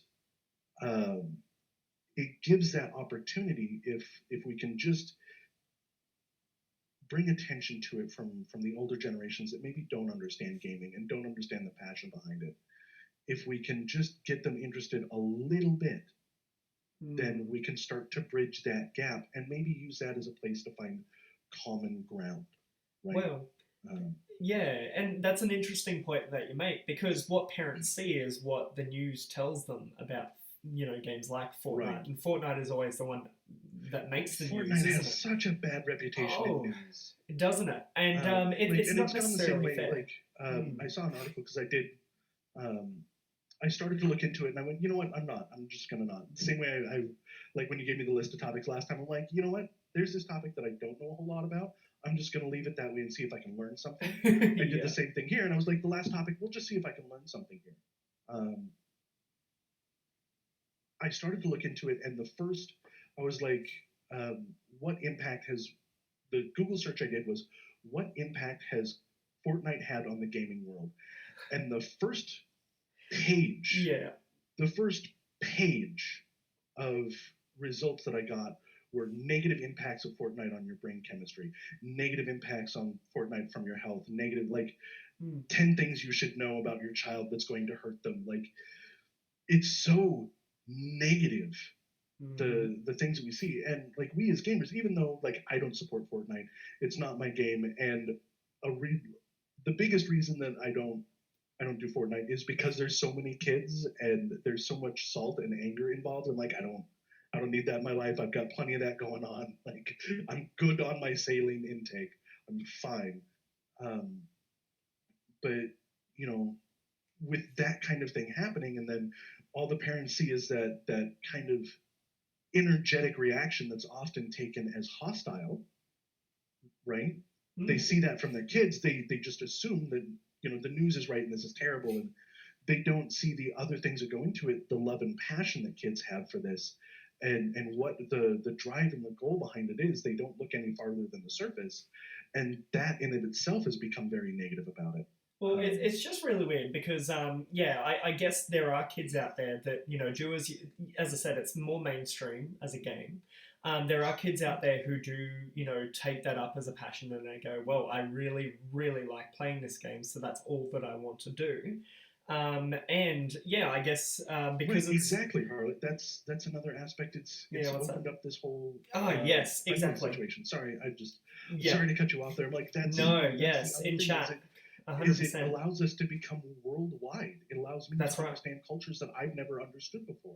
That, I mean, we're going to be honest here. America isn't the greatest at like looking at other cultures and understanding them. That's exactly right. We're just not. But being a gamer and being a streamer has opened that whole world of possibilities to me, of people who are different and have different views and maybe have had different upbringings religiously or socially or things like that, and kind of understand that sort of thing, rather than me just being stuck in this rut of, well, clearly that's wrong. Why would you force your child to spend, you know, 16 hours a day studying?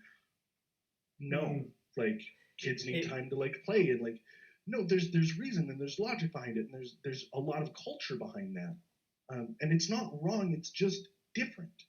Exactly. And because it's different, you know, they will tweak facts. Well, they don't necessarily tweak it. They actually throw very real information at us. You know, a scientist will show up on the news. They omit things. Yeah, exactly. So they'll break it down. They'll point out to you that, okay, so when you play a video game like Fortnite, every time you get a kill, you get a little hit of dopamine, right? And every time you get a victory royale, you get a huge hit of dopamine. And that is a really nice feeling when you get that. Guess what? That doesn't just happen when you're playing video games, and that's what the news article doesn't tell you. Yeah, you will get that playing, like going outside and playing football. Like every time you score, you know, a touchdown or a try or a hoop, whatever it is, you get a hit of dopamine. You get that playing sports. You get that doing a lot of things, guys. It's just, because it's in a video game, and because, you know, apparently it's bad to play video games. In football, it's acceptable you learn because about it. we've grown up with that, right? We've grown up with football. But in gaming, that's not acceptable because it's new. Yeah, well, it's new to the mainstream. It's the same. It's the exact same principle and process. The exact same. Exactly. It's just a different method of having the same reaction. And a more accessible method of having the same reaction. That's exactly right. And, you know, the same sort of token, isn't it? You've got a lot of families out there that will support a kid to go pro as a football player or a basketball player or whatever it might be, there is moral, and that people around that family will, if the kid's talented, of course, they will get around that. They'll support that. They'll go, oh, Yeah. you're supporting him In very rare cases, to fulfill his dreams. His dream is to be a professional football player, and well, look at those parents; they're amazing. You flip that, and you've got a kid that loves playing Fortnite and wants to become a professional Fortnite player. Even when the parents do enable that, like I said, there's this stigma. They go, oh, they don't care about his education. They don't, it's the exact same thing. You put in maybe even more commitment, sure, but a family makes the exact same sacrifices for a football player as they do for a gamer, or Right, a exactly. potential esports athlete. But there's this negative stigma around it where everybody else around, even if the family do support whoever they are, it's got to be perceived that way, to say, oh, clearly Right. they're doing the wrong It's thing for their child. In spite of the fact that you could just as easily say the same thing about football, I guess. If you were that way minded, yet those same people don't. It's very interesting. like if my son, who is ridiculously into Minecraft right now, even though I don't support Fortnite personally, if he decides that that is an avenue that he wants to pursue and he wants to get good at it, of course I'm going to help him pursue and do that. The same as if my son says, Dad, I want to be a professional baseball player. Like, I enjoy it, I love it, I want to go as far as I can. I'm going to support that, right? And I think a lot of times as parents, and I've run into this myself internally, we look at things and we go, okay, so I don't really understand where you want to go with this, but I know that this other thing is good for you, so you need to do this other thing and not that thing that you like. Yeah. I'm guilty of that as a parent. I am. Sure. Every parent is guilty of that, because maybe we just don't understand, or we don't see the value in it. And as we were talking earlier, when you get someone new, when I was talking about like Gilded Branch, just jump in, please. I want to hear your thoughts, even if it's something that you don't have a lot of experience with. Maybe you think of something different. It's easy for us to say that from adult to adult, but like when you're saying that to someone as a kid, truly kids are a blank slate. They look at everything new. Everything is new.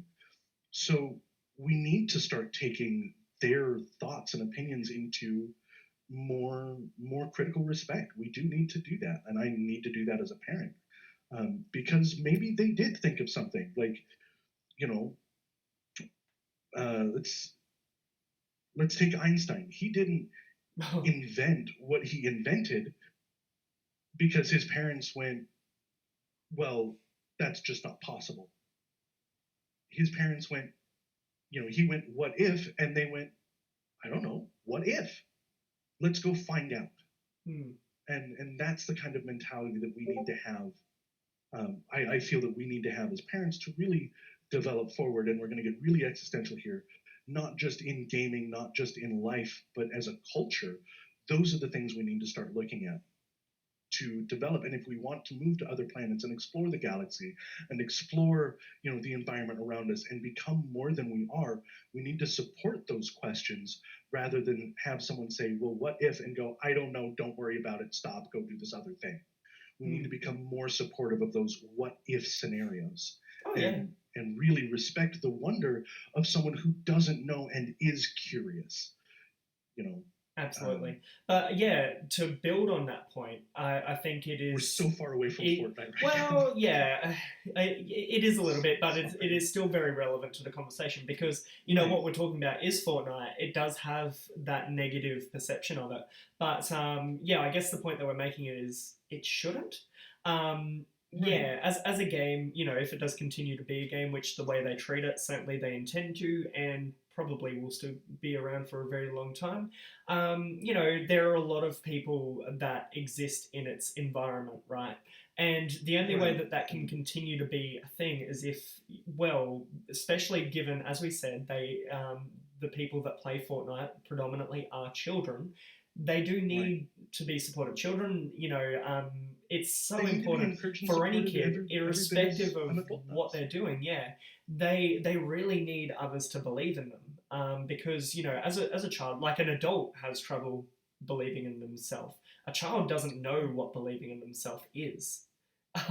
So yeah, it's really important for adult role models around a child, if they do have a passion in something, that they support it. I mean, unless that something Right. is murder, right? Don't support that. But look, if you're talking about a video Murder, game, maybe genocide, no. Like yeah, exactly. So obviously there's context is needed. yeah, exactly. Common sense prevails always in these things. But when you're talking about a video game, when you're talking about Fortnite, yeah, like honestly, what's it gonna hurt? What's the difference between playing Fortnite and playing football? Sure, you go outside to play football. Yes, you're active to play football, but yeah, otherwise, what's the difference? And that's really what I hammer home on that point. The other thing I wanted to talk about before we finish up tonight is this around the whole Fortnite thing.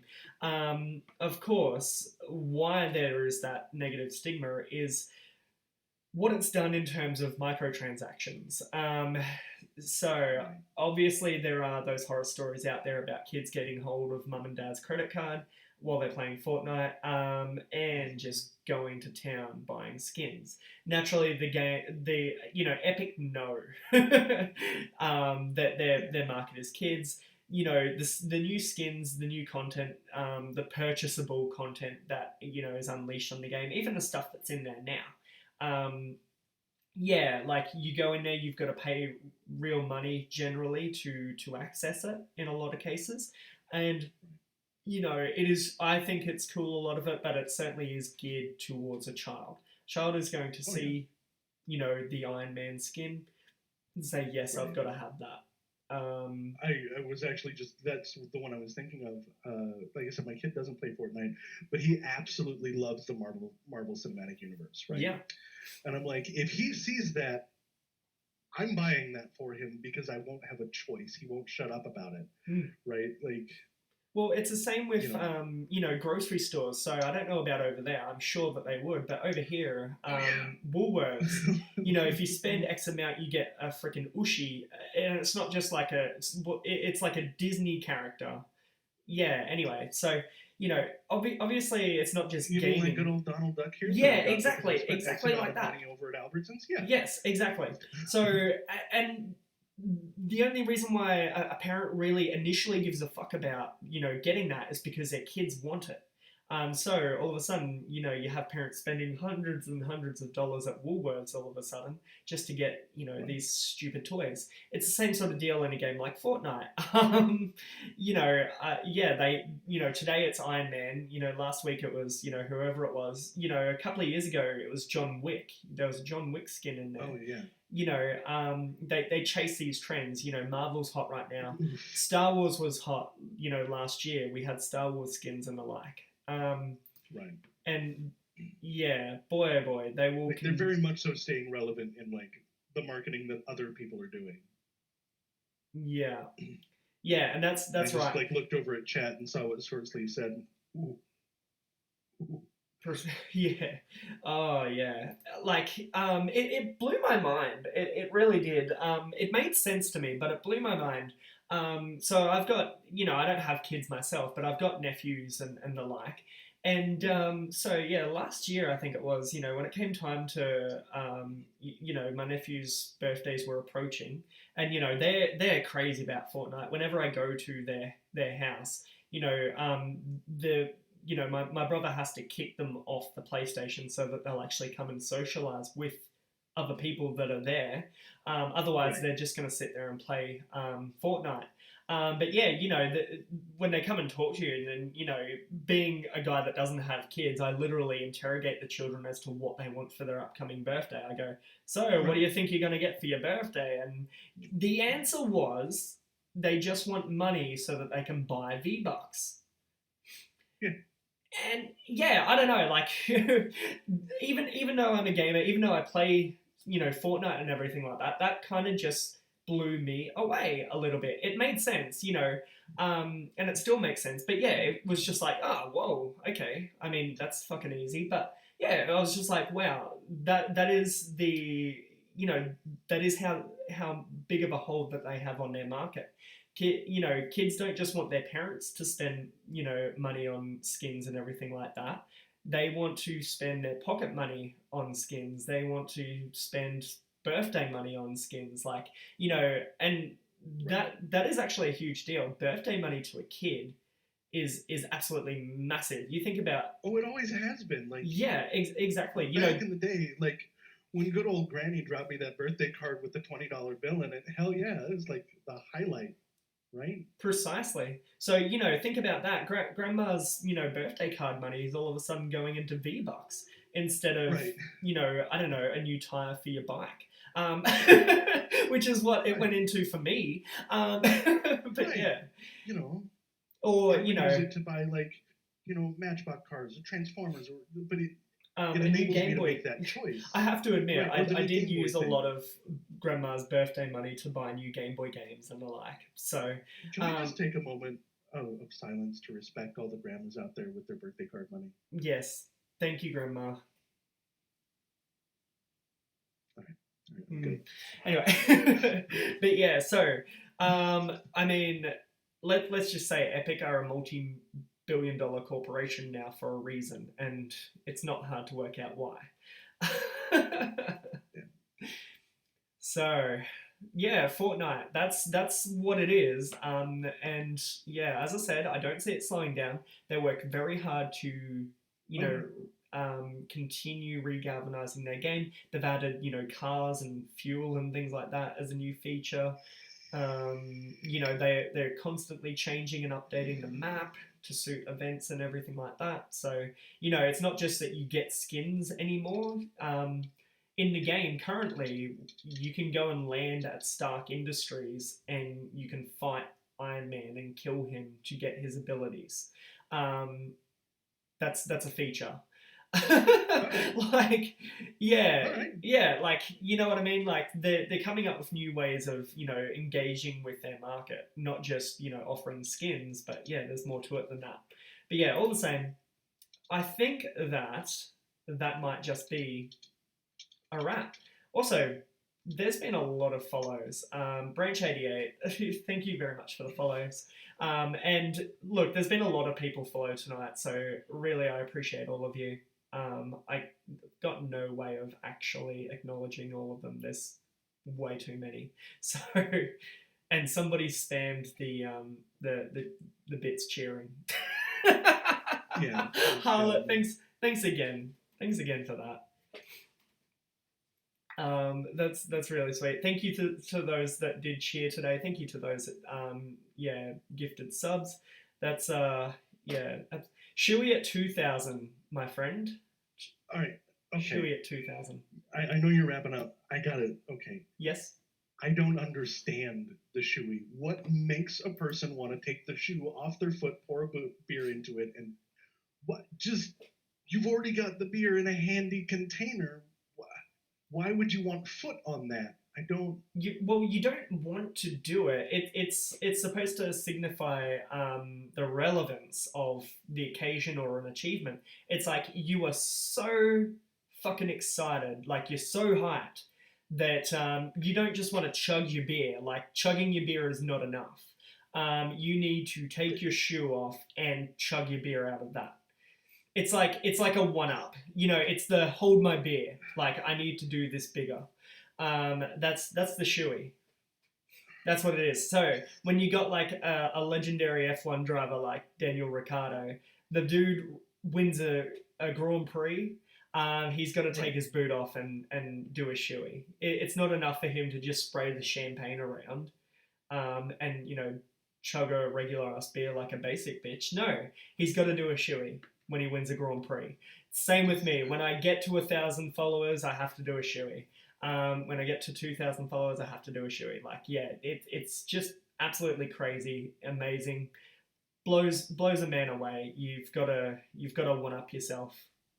Yeah, I always ask about the shoey every time someone brings it up. I'm like, I just don't get it. And so far, I think that's probably the best explanation I've had.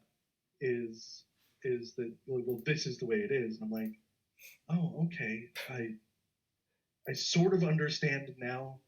Still not interested though. Well, yeah, I don't know. It probably doesn't make sense unless you're the sort of person that actually does it. But anyway, I hope I understand helped it's a little bit. It's an Aussie culture thing, but like, Oh yeah. just as an American, I'm sitting here, but there's a perfectly good beer in this bottle here. Why would I want to add foot? I mean, fair enough. I don't really have a reasonable response to that. It's just what we do. I mean, it'd be like asking. Just Aussie things. It'd be like asking a cannibalistic tribe why they eat people and not just animals. Like, it's just what they do. They're cannibals. Yeah. Anyway, my guy. Again, can we get a shout out in chat for Dow Z? Really love having you on the podcast. As always, my guy. Undoubtedly, we're going to have you back in here again sometime soon. Yeah, anytime. Well, not anytime, but like. Anytime, yeah. So we'll be back on tomorrow. No, but yeah, seriously, what a man! Make sure you go and check out his streams. As we were talking about earlier, really, really insightful. Even you don't even have to be following or subbing him, but I would absolutely recommend doing both if you feel like it. But yeah, even if you're just in his chat, he will just share so much knowledge with you, as he's been happy to do with us today. Dow Z, you're a dead set legend. Thank you so much for joining us, and I'm gonna love you and leave you and go wrap this bad boy up. Thanks again, my guy. Enjoy. Oh, guys. Well.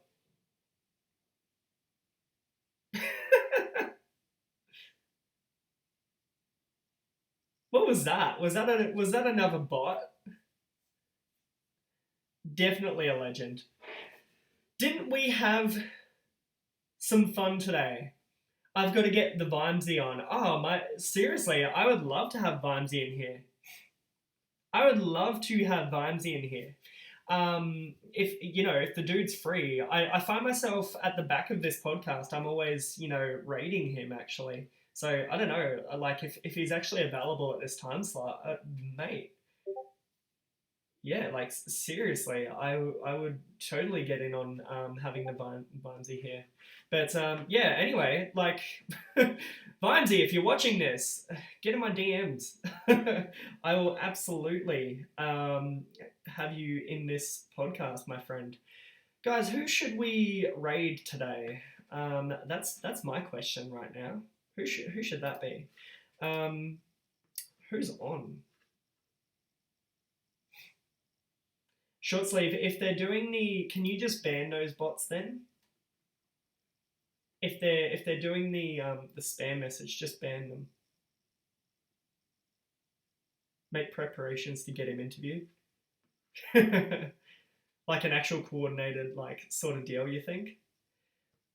Who's online right now, gang? Twitch is doing an annoying thing lately where it takes me to the browse page instead of my following page immediately.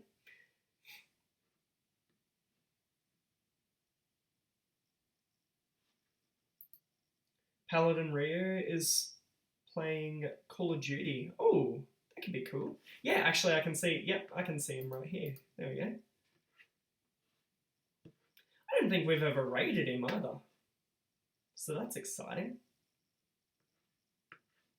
Let's see. He's not about to wrap up, is he? Yeah, ban both, thanks.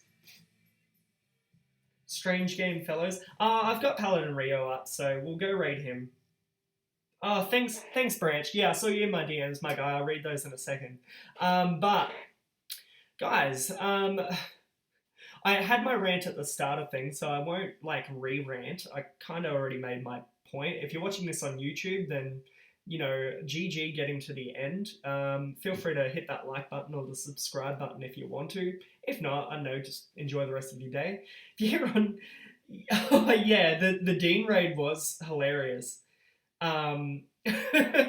Yeah, but he was trying to wrap up stream. So yeah, I felt bad, but oh damn. Yeah, so I didn't want to screw him up if he was going to wrap up. All the same, let's get this loaded and then I'll let you guys go, of course. So Paladin.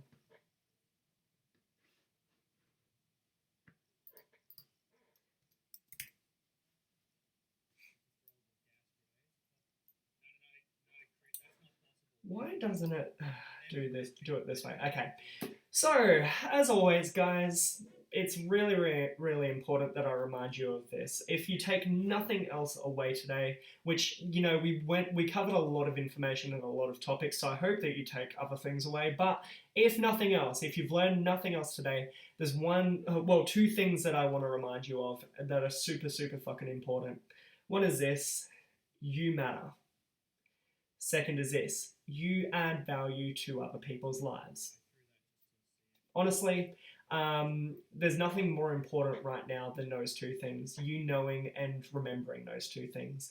And doesn't matter what you've got going on, doesn't matter who you've got around you. Trust me, I am a very lucky guy. I can honestly say I've got some amazing people around me that I'm very thankful for. But even if you can't say the same thing, please know and understand this. If you're here hanging out, whether you're watching this on YouTube or whether you've been hanging out here on Twitch, you matter to me, okay? And here's another thing. If you are here watching this, even if you don't think that you matter to anybody else, or that you add value to the world or anybody else's life, guess what? If you're here hanging out with us today, guess what? You've actually added value to my life. So thank you. Love you guys so much.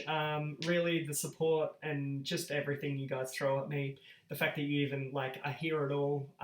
It just blows me away. It makes my day every single day. Will I be back on? Yes, I will. Tuesday night, 8:30 p.m. Australian Eastern Standard. In the meantime, if you want to hang out in the Discord, jump on in there, come and hang out. Otherwise, as always, guys, my name's Coop. You guys call me the Velociraptor.